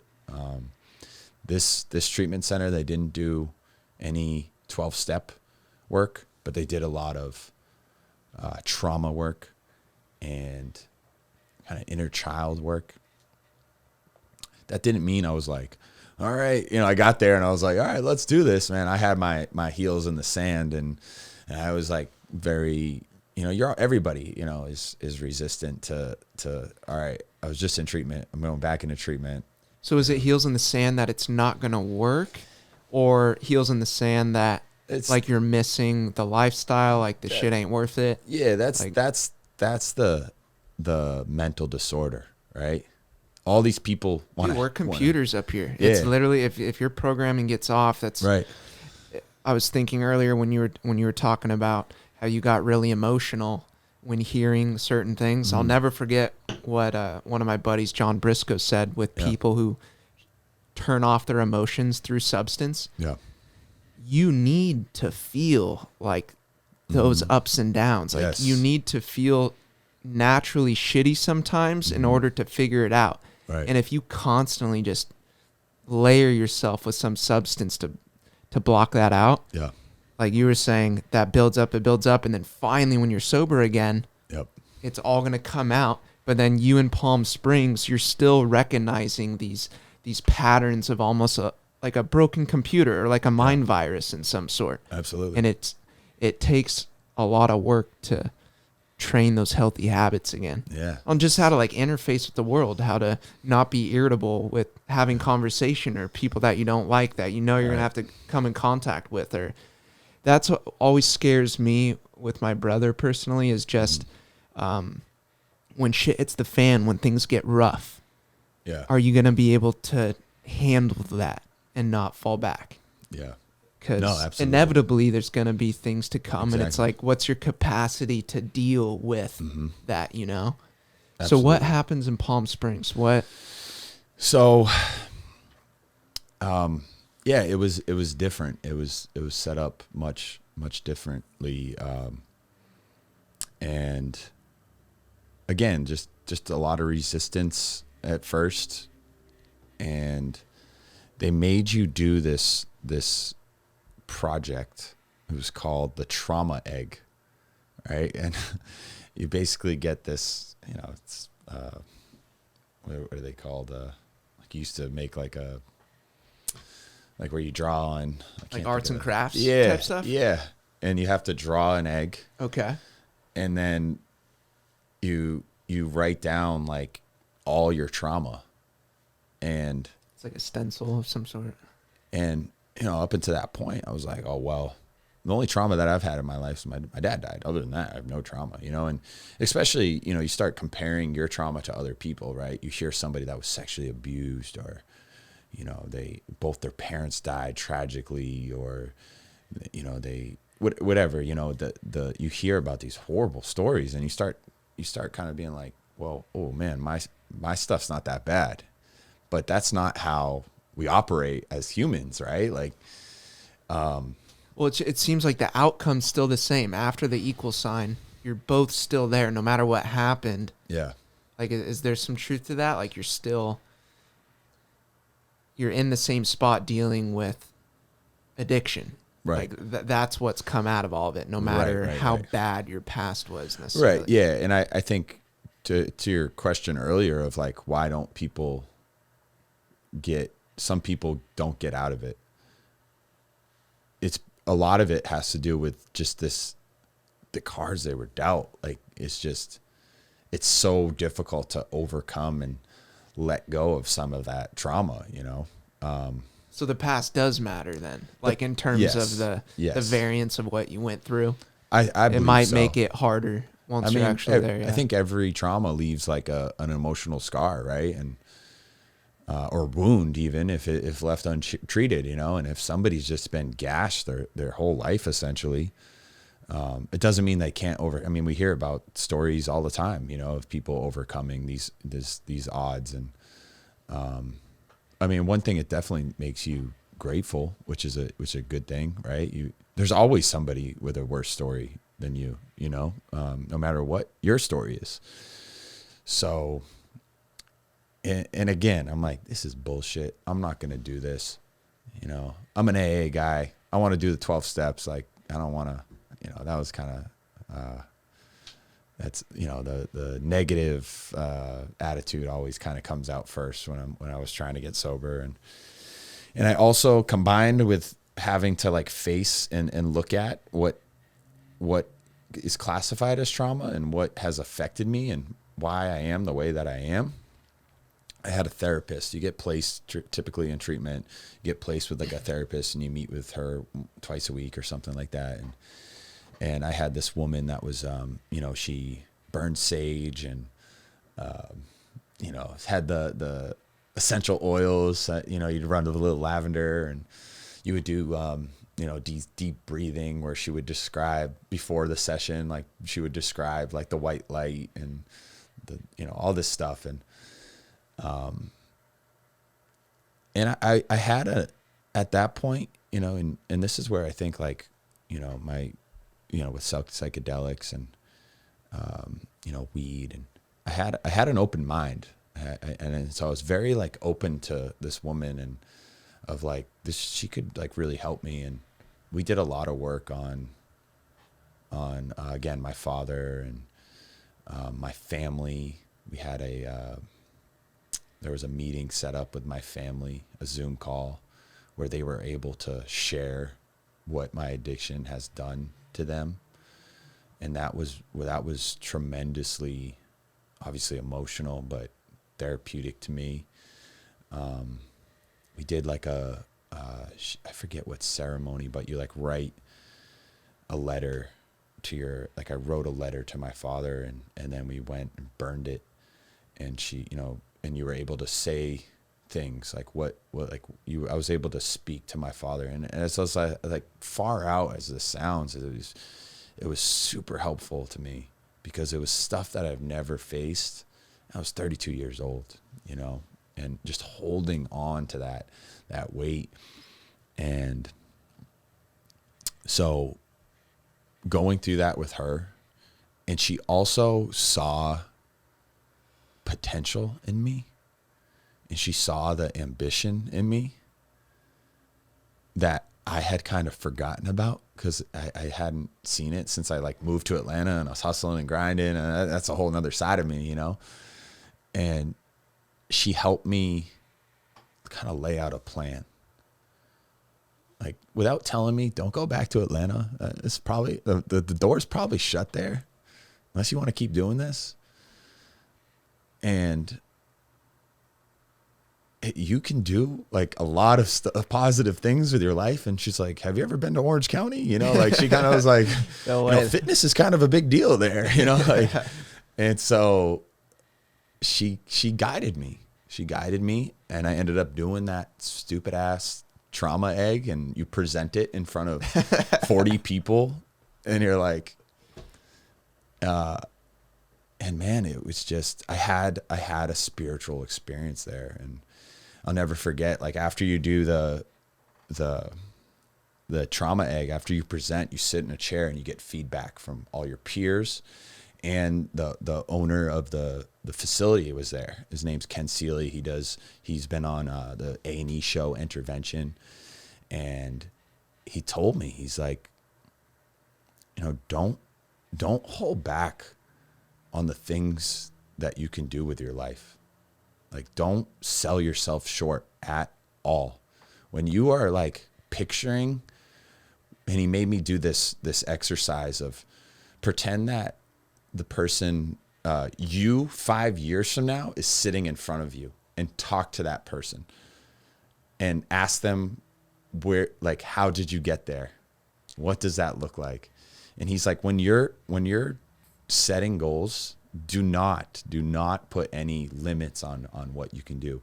And that was a huge part of, and it still is today, why I was like excited about life for the first time in a long time. And that experience in Palm Springs, it saved my life, man. It really did, because, you know, after you go to treatment, it's like, all right, well, and you don't stay sober. It's like, fuck, man, like I can't keep doing this. You know, you lose your cell phone. You're not making any progress. You don't have any income. You know, I'm getting money loaned to me. Like, you know, so I'm seeing men that are 50 years old that are in there, and I'm like, I don't want to do that. You know, I don't. So it sounds like the why has to be big enough. So he was kind of pulling this why out of you. Yeah. And given that you do have this talent, like, you know, you've trained these people X, Y, and Z, you've had this apartment, like, you've been able to produce X amount for yourself, Right. but addiction kind of swept all that away from you. And this is just another opportunity. You're blessed with calling, who's the gentleman that set you up in Florida again? Yeah, Kevin. Yeah. You're blessed with family loaning you items and whatever that is, but you're then you hear this statement from the owner at the Palm Springs facility. Yeah. Did that really have an impact on, like, your why? And then in combination with the gal who tells you about Orange County, and it's just all of those different elements in the pool kind of lead to not like a breakthrough moment. It's just like, okay, here I am now. There is actual light at the end of the tunnel. I can do something with my life. Yeah, I mean, I think when you're deep enough in addiction, you're hopeless. You know, hopelessness sets in, and you forget who you are. You forget. You can't. You know, I mentioned, like, not liking myself earlier, and you get in this self-hatred that you forget, like, that you don't think you have anything positive to offer the world. There's just so much loathing of who you are and the decisions and the things and your choices and your actions and so when you start to gain some hope back and you start to remember who you truly are, like, a little momentum, like what your true self is, that just started giving me, like, my, and, you know, I was barely eating, you know, for months at a time when I was drinking. I'd go to Chick-fil-A and, you know, stop at the gas station and get more booze, you know, like, that was just, like, enough fuel to, like, just make sure I don't get, you know, really sick. And so, you know, you start eating again, you start getting on a sleep schedule again, you go to bed early, you wake up, and, you know, you don't feel like absolute death, and, you know, you're hydrated, you're not on a constant state of dehydration anymore. So yeah, it was momentum. I made the decision the game plan was find a sober living in either LA or Orange County. My sister was up in LA, and go back to Atlanta, pack up my shit, put my condo on the market, and move to California. And so, like, that's what it. Did. That's what it was. I went and I looked.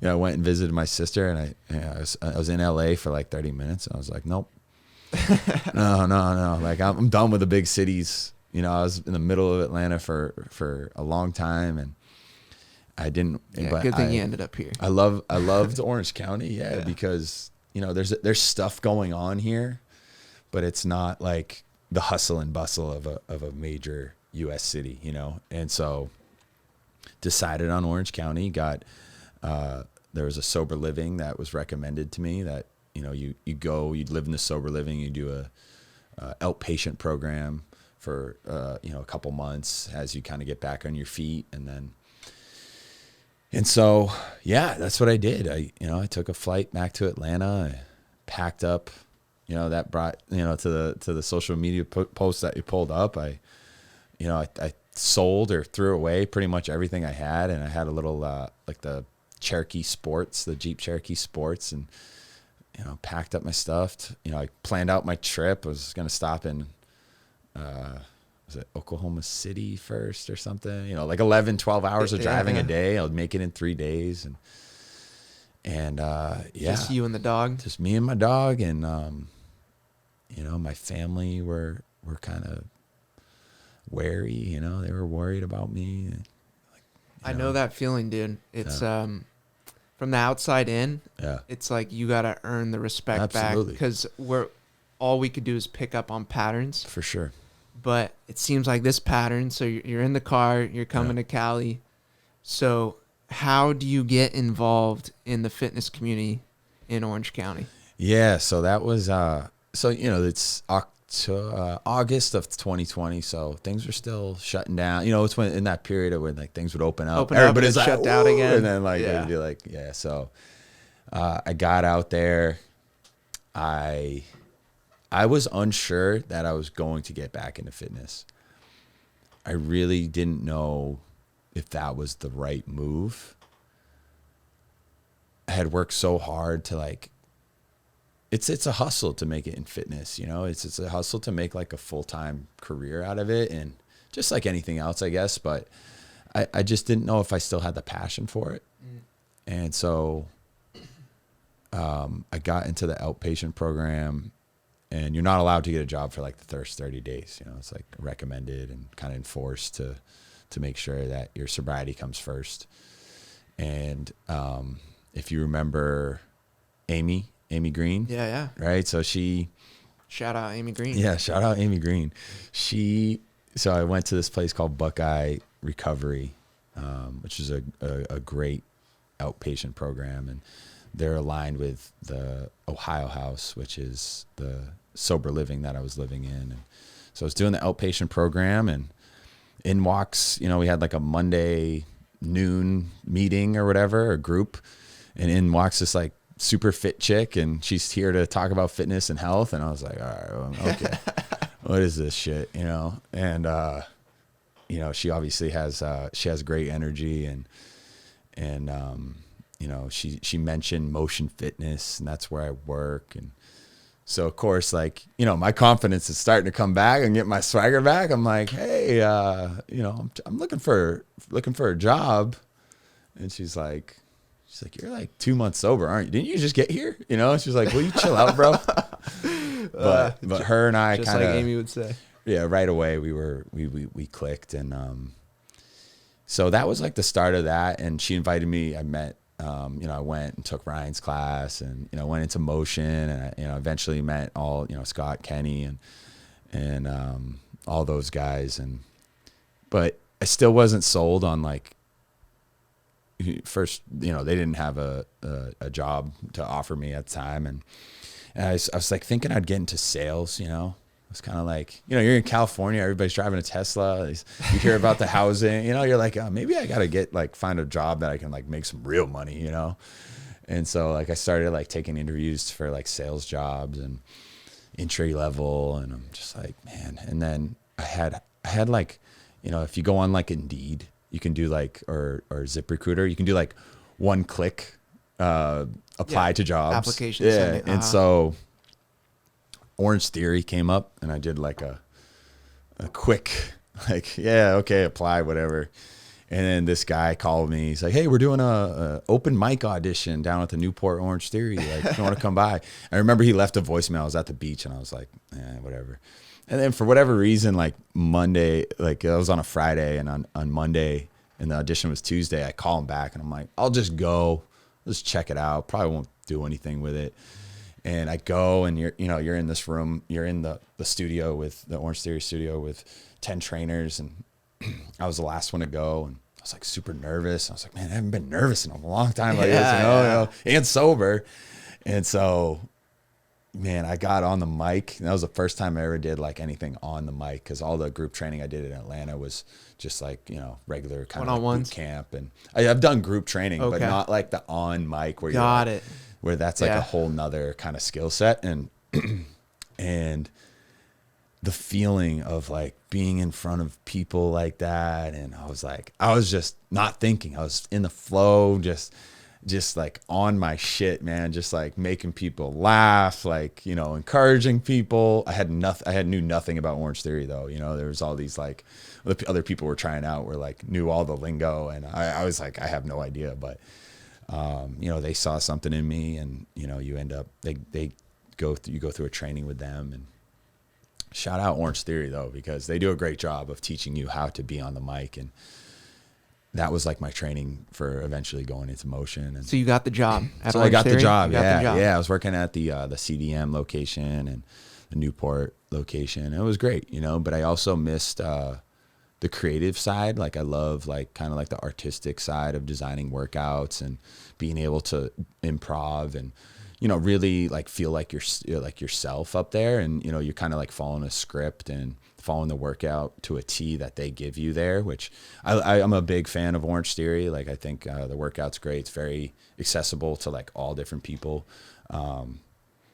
But yeah, so it helped build you up too to where you're at now. You got some experience that you're able to apply.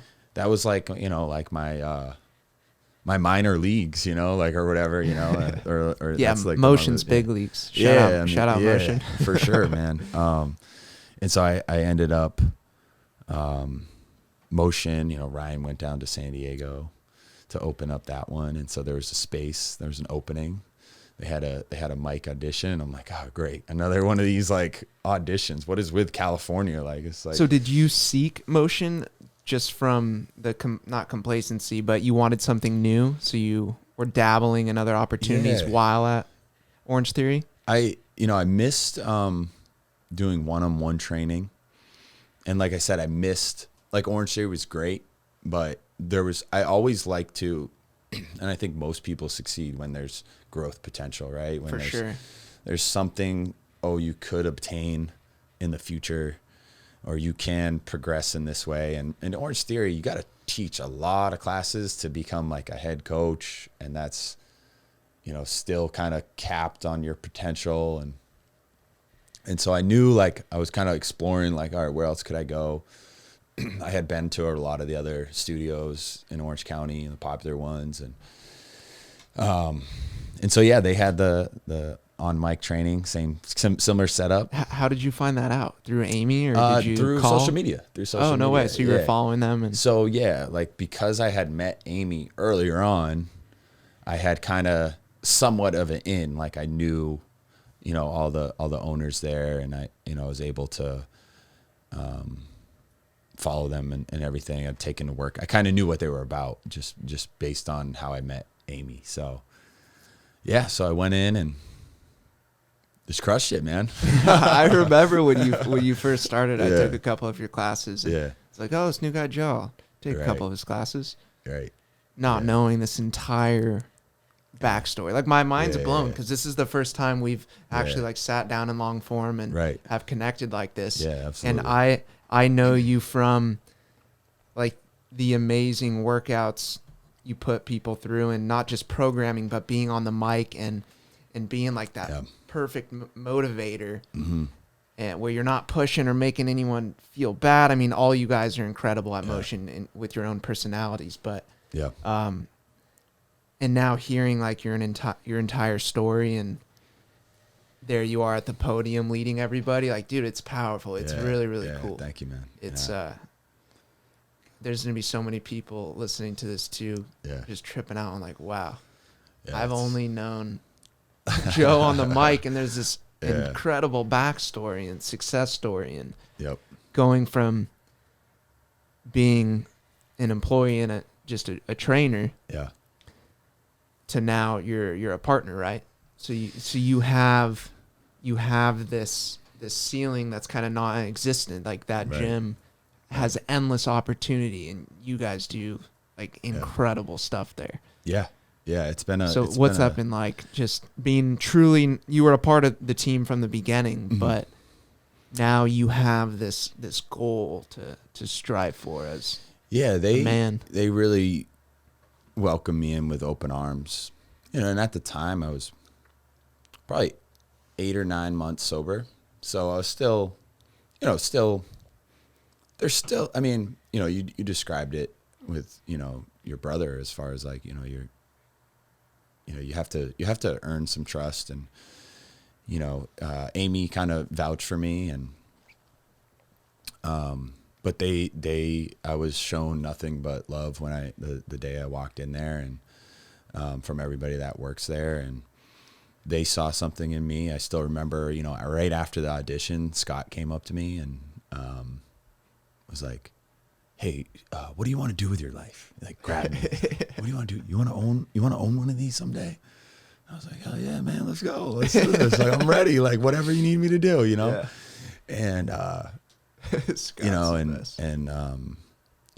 those guys, all of them, man, Kenny, Ryan, and Scott have been mentors to me in a lot of ways, and again, like I'm a big believer of like timing is so Absolutely. key, man, Absolutely. like, and patience. Timing and patience are these two things that, we like. It's so healthy to have ambition and want more things, but if you're not patient and you're forcing, it doesn't end well. It typically doesn't end well when you're forcing the issue, but there also still needs to be like an underlying persistence in moving towards something to achieve something new or goal, right? So it's that fine line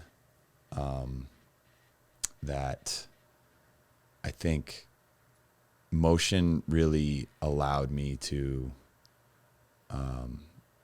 see myself at the right time, right? Because I was finally in a place of, I had to move from self-hatred, self-loathing, to I'm okay, to self-liking, right? Until like some genuine self-love. And the timing of motion as a company being able to pull somebody like myself in there, and me being in that place, I was finally able to see who I am, to what you just described, right? I was not in a place mentally or spiritually for to be able to view that, if that makes sense. No, it does. And being on the other side, right? Like the customer side, and hearing you on the mic, not knowing the full scope of your being, but just there was something special there. Yeah. Thank and all we could do is pick up on patterns. Like, I think life is very difficult because everything comes down to patterns. Like, not just recognizing patterns, but keeping healthy habits and sustainability. Life's short, but it's not that short. Right. We all know how long sometimes it could feel. Right. And the reason why I bring that up is through recognizing people. Yeah. You up there, just the words that were coming out of your mouth, and then hearing that you have dabbled in different psychedelic experiences, which I don't think is healthy if you're addicted to always doing that. Totally. But I think there's benefits in terms of open-mindedness and having like a healthy level of spirituality where you can talk about energies, and it's not like fitness and connecting with people. It doesn't always have to be like the typical military like setting. You should have a little bit of like hippiness per se to your persona. Yeah. Right. And I was like, wow, like not knowing anything about your addiction story, you brought yourself to a point of self-love, enough self-confidence. I mean, just to get up on the mic, that's nerve-wracking for a lot of people. A lot of people wouldn't be able to do that. You might be able to train yourself over time, but the value that you're now able to provide. So the timing's beautiful. I think just the concoction of human beings under that roof is like something super special. For sure. Like I've never seen anything like in my life. Yeah. And then, so you have the people element, but then the actual product element. Yeah. which at the end of the day is why everyone's there. It's to provide a service to the community and Yep. bettering people through fitness and developing these healthy habits. That I touched on it a little bit with Scott, just the patience of growing the business. Sure. But I think that business scaled just brings so much goodness to the world. Like, you're not going to be able to change the entire world, but microcosms of these communities and the people that go in there. And if you're like, I'm just speaking from my point of view, like if you're taking it seriously, if you're going there to better yourself and develop a better balance, like, you don't have to be a 7 days a week crazy fitness buff, but just to go there, you guys provide this experience of, it's not just about the weights. It's not just about burning calories. It's truly like, you start off with, why are you here? You always say set your intention. Why are you here? Why are you doing this workout? And dude, that helps so much when you're having a shitty day at work, when you're going through anything, as if you set your intention before bringing in that like 50 minutes of struggle, like true struggle. But you find so much worth and growth in that. Absolutely. So, because it's not my line of work at all. Yeah. Like, I'm curious, finding strength in that, like what it does for you as not just trying to overcome and continue your sobriety and overcome addiction, continue your sobriety. Does it give you like great strength to know that it's not just about you anymore? Like, you are actively doing this for all these people. Yeah, absolutely. I mean, and the scale at Motion Irvine that we do it at, I mean, it's, you do it enough and you kind of forget like how many people you have the potential to impact, and every day before I go, I teach Tuesday, Thursday mornings, it's early morning, it's dark out, and kind of strolling in there, and I always try to set my intention, through prayer, and God, give me strength to help people today, and it's just a reminder to make it about other people, and I think I've been blessed with empathy, and to really be able to kind of put myself in other people's shoes, and I think that's definitely an underrated skill as a trainer, because, when you can kind of feel somebody is going through something, and you can pick them up through whether it's your words, and it might not even be speaking, you could be speaking to the class, but you have the ability to lift them up. And for me, teaching those classes, I want it to be a sanctuary for people. And that's why I say those, like, hey, this is your last chance to think about any of the bullshit that you're dealing with outside of here. Yeah. Because the next 50 minutes, we're going to be mindful. We're going to be aware of our body and our breathing, because I want people to go in there and have that be like therapy, man. Like that, because that's what it's done. That's how I treat it as, Yeah. And it's a solution for the reality of modern life. Yeah. Like, especially in first world countries in Orange County, our lives are built around industry that puts you in a desk, that asks certain requirements of you. It's like, we're not out working the fields or having like all of this physical activity throughout our day, to where that product, that solution you guys are providing, it's a necessity. Yeah. Like, I truly believe that. And it ties back into movement being a cure for a lot of problems with people abusing medication. Absolutely. Or just maybe not living their best lives, not feeling their best. It's hard sometimes to like push yourself over the edge to walk into a gym, like whatever gym it may be. Sure. But your body, like your biological being, needs to be pushed sometimes. Absolutely. Like, you need to have a certain level of output. Yeah. And then do it consistently, like give yourself the respect of like, give it some time.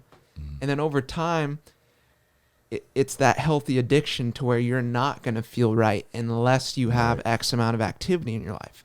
because Yeah. that's how we were made. That's how we're designed. Yeah. You can't be a couch potato and expect optimal happiness. Right. Like right. it's just Yeah. not possible. Yeah. So any sort of gym, that whole industry is providing a product and service like that. But motion in particular adds in the community element, the Sure. community feel, which is a whole thing in itself. Like group Right. classes have that on average, but like when you're looking over and you're seeing everyone struggling and kind of going through the same things, everyone's doing the same stations. Yeah, Some people are modifying a little bit, but Right. if you're there, the intention's set, like when you leave, even though let's say you're physically exhausted, if you push yourself, like you at least did that for yourself today. Absolutely. And if your boss Yeah. shits on you, if you have this problem, if you Right. whatever's going on, at least you did that for yourself. Yeah, I think connection is just, we all need a certain amount of it.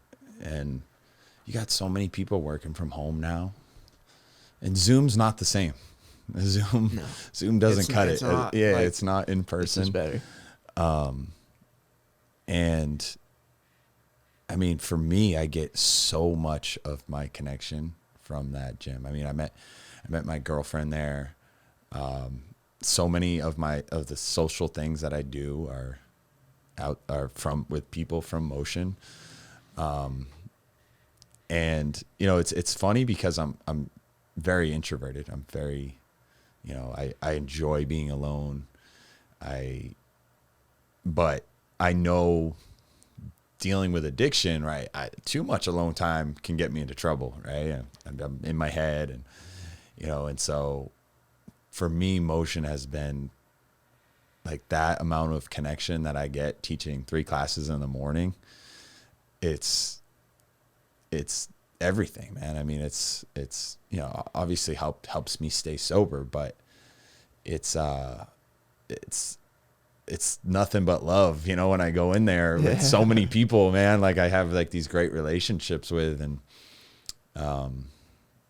you know, and it ties in with the timing thing, right? Because you can't go into an environment like that if you're internally struggling a lot, and there's not, obviously, like I have my days like everybody else, but if you're having that conflict within yourself and you go in front of that many people and you're not able to get in the moment and be in kind of that flow state while you're teaching, there's no way those people that you're leading are going to be able to get there. And that's, you know, that's my goal. That's, you know, Yeah. I want them to kind of find that space, even if they've never experienced it, you know? And so it's this yin and yang thing for me at this point where, you know, people come up and thank me. I'm like, no, thank you. You know, like I need this, you know, No, this there's is so healthy for me, you know? There's kick-ass clients there too. Like the people are good. Right. You guys, the owners and trainers, are incredible, but the people there are great. Yeah. But I pose that same question to Scott because it's challenging. You guys are humans and have your ups and downs too, but being on the mic, like being in front of all these people constantly, that must be hard sometimes. Because, like, I'm sure sometimes you got to put on a face, or you have to project positivity when you might not always feel that way inside. Because you're at the center, you're describing the workouts, everyone's tuning into you, right? But are you able to like get in that flow state where it's almost like an escape for you to just being there? Yeah, I mean, I always feel better after teaching, even if I'm tired, or you know, I'm really sore myself, or you know, I got something going on outside of there. I go in there and I always feel better after the class. But yeah, it's you know, you're giving, you know, to bring up the introvert extrovert. I once heard somebody say that, you know, an introvert, their bank account is full in the morning when they wake up, and then they spend all their cash with every interaction that they have. And an extrovert is empty and they're filling up their bank account with every, right? So I feel like, you know, I think I go in there and I have my bank account full and I'm dishing out cash, you know, as much as I can. And then I definitely need that time to pull back, you know. And my girlfriend, who I love very much, and she's extroverted. She's extroverted. We're our good balance. Yeah, we are. Good We really balance. do balance each other out quite a bit. But you know, all the core values and beliefs are there, and we share that, and we have that like really strong foundation. But she loves to be social. She works from home some days. She's only in the office. Is not without a lot of interaction. And so, you know, we had to learn to like, hey, I just taught, you know, 2 classes on a Saturday, 120 people in 2 hours. Like, just give me, you know, we'll do something this weekend, but give me some time. You know, let me take a nap or go work out myself or go for a walk or whatever. Yeah. And, you know, you learn to kind of refill. And if you love it, you'll find a way to like figure it out.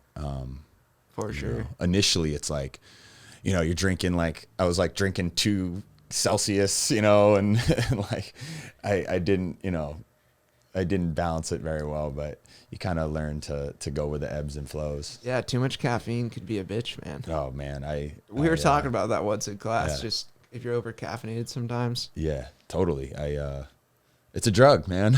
It is. So knowing me, like I'll take something, and Like if I like the effects, then yeah, I'll probably overdo it at some point, you know.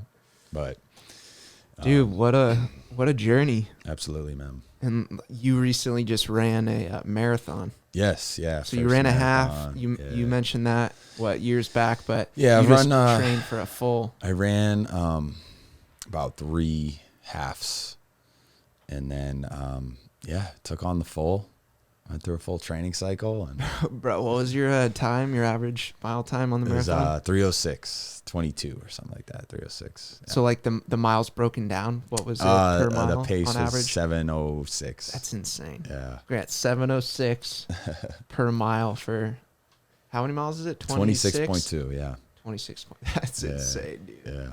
And you're still carrying like mass too. You're not. Yeah. You're not like one of the super skinny runners. So I ran that at tough. I was 197 the morning of the marathon. Damn. So did you carb load the night before or what? Yeah, I did. Yeah. Yeah. Yep. How was that? What was that experience like? It was great, man. So I've told my girlfriend this, and I haven't really shared it with many people, but it was my 2-year anniversary, my sobriety birthday, right? On the day before Father's Day. And then so that was Saturday.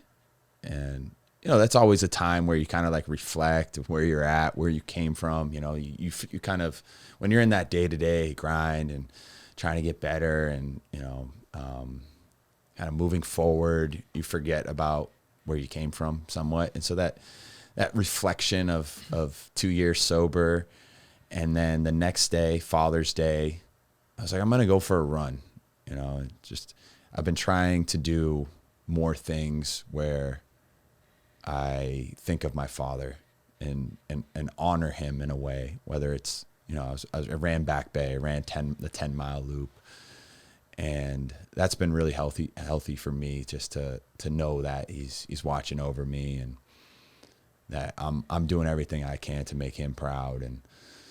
And so I did the loop, and I was like halfway through, and I had this like, I need to do something more, you know, like I had this like intuition, this intuitive thought of, you should run a marathon. And I've always wanted to run a marathon. Growing up in Massachusetts, Patriots Day, the day that they run the Boston Marathon, is a state holiday, and schools are out, and it's a Monday in April. And so I've been saying like, oh no, I don't want to lose my muscle mass, or, you know, like I made every excuse, right? Like, oh, I can't commit to running that much. I can't get hurt, and so I went back to my apartment after running those 10 miles and thinking about my dad the whole time. And I told my girlfriend, I said, hey, I'm going to run a marathon. She's like, what? She's like, are you serious? You know? And I've done some other challenges, you know, I've told you about the, like the Goggins, 4x4, you know, stuff like that. Yeah. And so I just felt like it was just time, and, you know, I just kind of dove into it. And, you know, the training is, is fun. You know, I think if anybody's going to do it, you got to find some other people training, because long runs get really long. You're out there for 2.5, 3 hours at a time running. So I was able to link up with some guys, and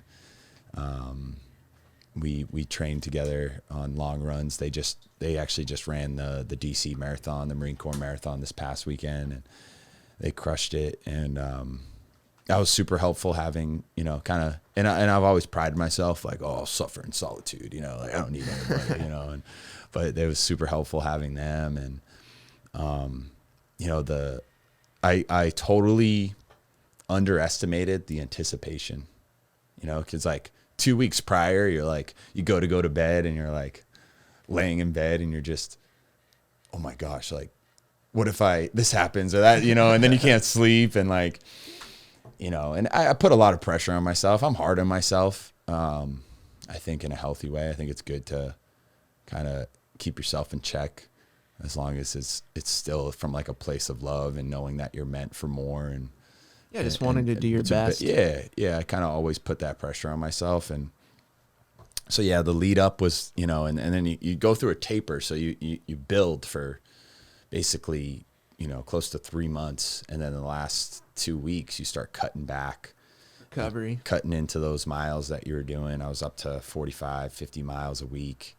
Jesus. And so you start cutting those out, and then you have all this free time. You're not moving as much, and you're kind of like irritable. And, you know, so the last week is miserable. That was like the worst part of the training, because you're just like sitting there, and then, you know, race day comes along, and man, that's just it's fun, man. I love the, you know, the build up, and, you know, you get out there, and, you know, just being around that many people too. I mean, I think there was 2,000 people running the full marathon, and then quite a few, like tens of thousands running the half. And so you're in that environment, and man, those last 4 miles were torture for sure. Like really, really brutal, but I think it's a good place to go to every once in a while. And, you know, I made it through, and I had the Motion crew, like a lot of them were down there cheering me on. My girlfriend, my sister from Santa Monica was there, the one that drove me to airport, and she drove me from the airport to Palm Springs, you know, so she gets to see me do something like that now. And so those moments are special, man. And yeah. Grant, pull that up on his Instagram. I think you've got a photo, right? Of you finishing? Yeah. Right there. Yeah, that's mid race, mid shot, quad screaming. The quad, yeah. You got to get those tiny shorts, man.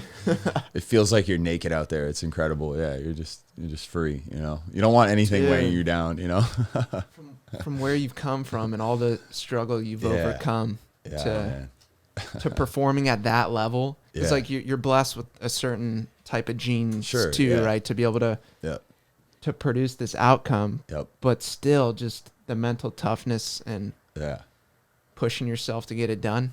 For sure. Setting those goals, achieving them. And then is there a difference now with, you were talking about before, when you achieved that success in Georgia and then it left you feeling underwhelmed and just unhappy, and now in sobriety, are you, the check marks, is it starting to feel like really fulfilling?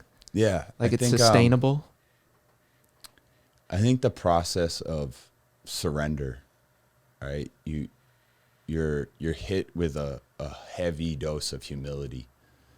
When something like addiction brings you to your knees, and you beg for help, and you admit that you are powerless over a substance, and that you need other people in your life, that you can't do this on your own. And that process is so humbling that it helps dissolve the ego, you know, where highs, like when I have a win, whether it's running a marathon, or I get promoted at work, or I make more money in a month, it doesn't go to my, like, I keep my head down during those times where I don't really, you know, obviously I think certain things are worth celebrating in life, but I think it's knowing that there's certain things, there's no end game to certain things. You know, there's no, like, cool, I ran a marathon. Like, what do I want? Like, do I want, like, the president of the United States to acknowledge that and, like, win an award? Like, what? Like, you know, like, I chose to do this. You know what I mean? Like, there's no, so, and there's always going to be setbacks, and there's always going to be times when, like, everybody has blind spots where, you know, my ego is going to creep back in, and these old kind of character defects are going to become relevant again. And there's going to be new opportunities to maybe I'll do a ultra marathon or, you know, whatever, an Ironman. You know, that's what everybody's asking me now. Like, oh, you're going to do that? I'm like, man, like, come on, that's not enough. You know, like, but, yeah, so I think the highs don't feel so, I'm not patting myself on the back anymore, man. It's all part of the journey. But it's also like me recognizing, like, I'm nothing without God, and I'm nothing without the people that surround me, you know, and the people that love me and that believe in me and that have been there for me. Like, I'm nothing without them, man. And before it was like I wanted, not only did I want the credit, but I was going to tell you that I deserve the credit, you know? And, you know, I still struggle with bad days. I still struggle with those days that you're just not feeling it, which is normal. I struggle with when I get sick, because it reminds me of withdrawing from alcohol in those days. And, but again, like, I know it's temporary. I know it will pass. I know I have so much to be grateful for, and I have so much more potential and things that I want to accomplish. And so, to get back to that question, like, when there's success, I guess I'm enjoying the journey, and I have less ego involved, and more humility, and more trust in God that, you know, that this is just the beginning. Beautiful, man. Yeah. Well said. Yeah.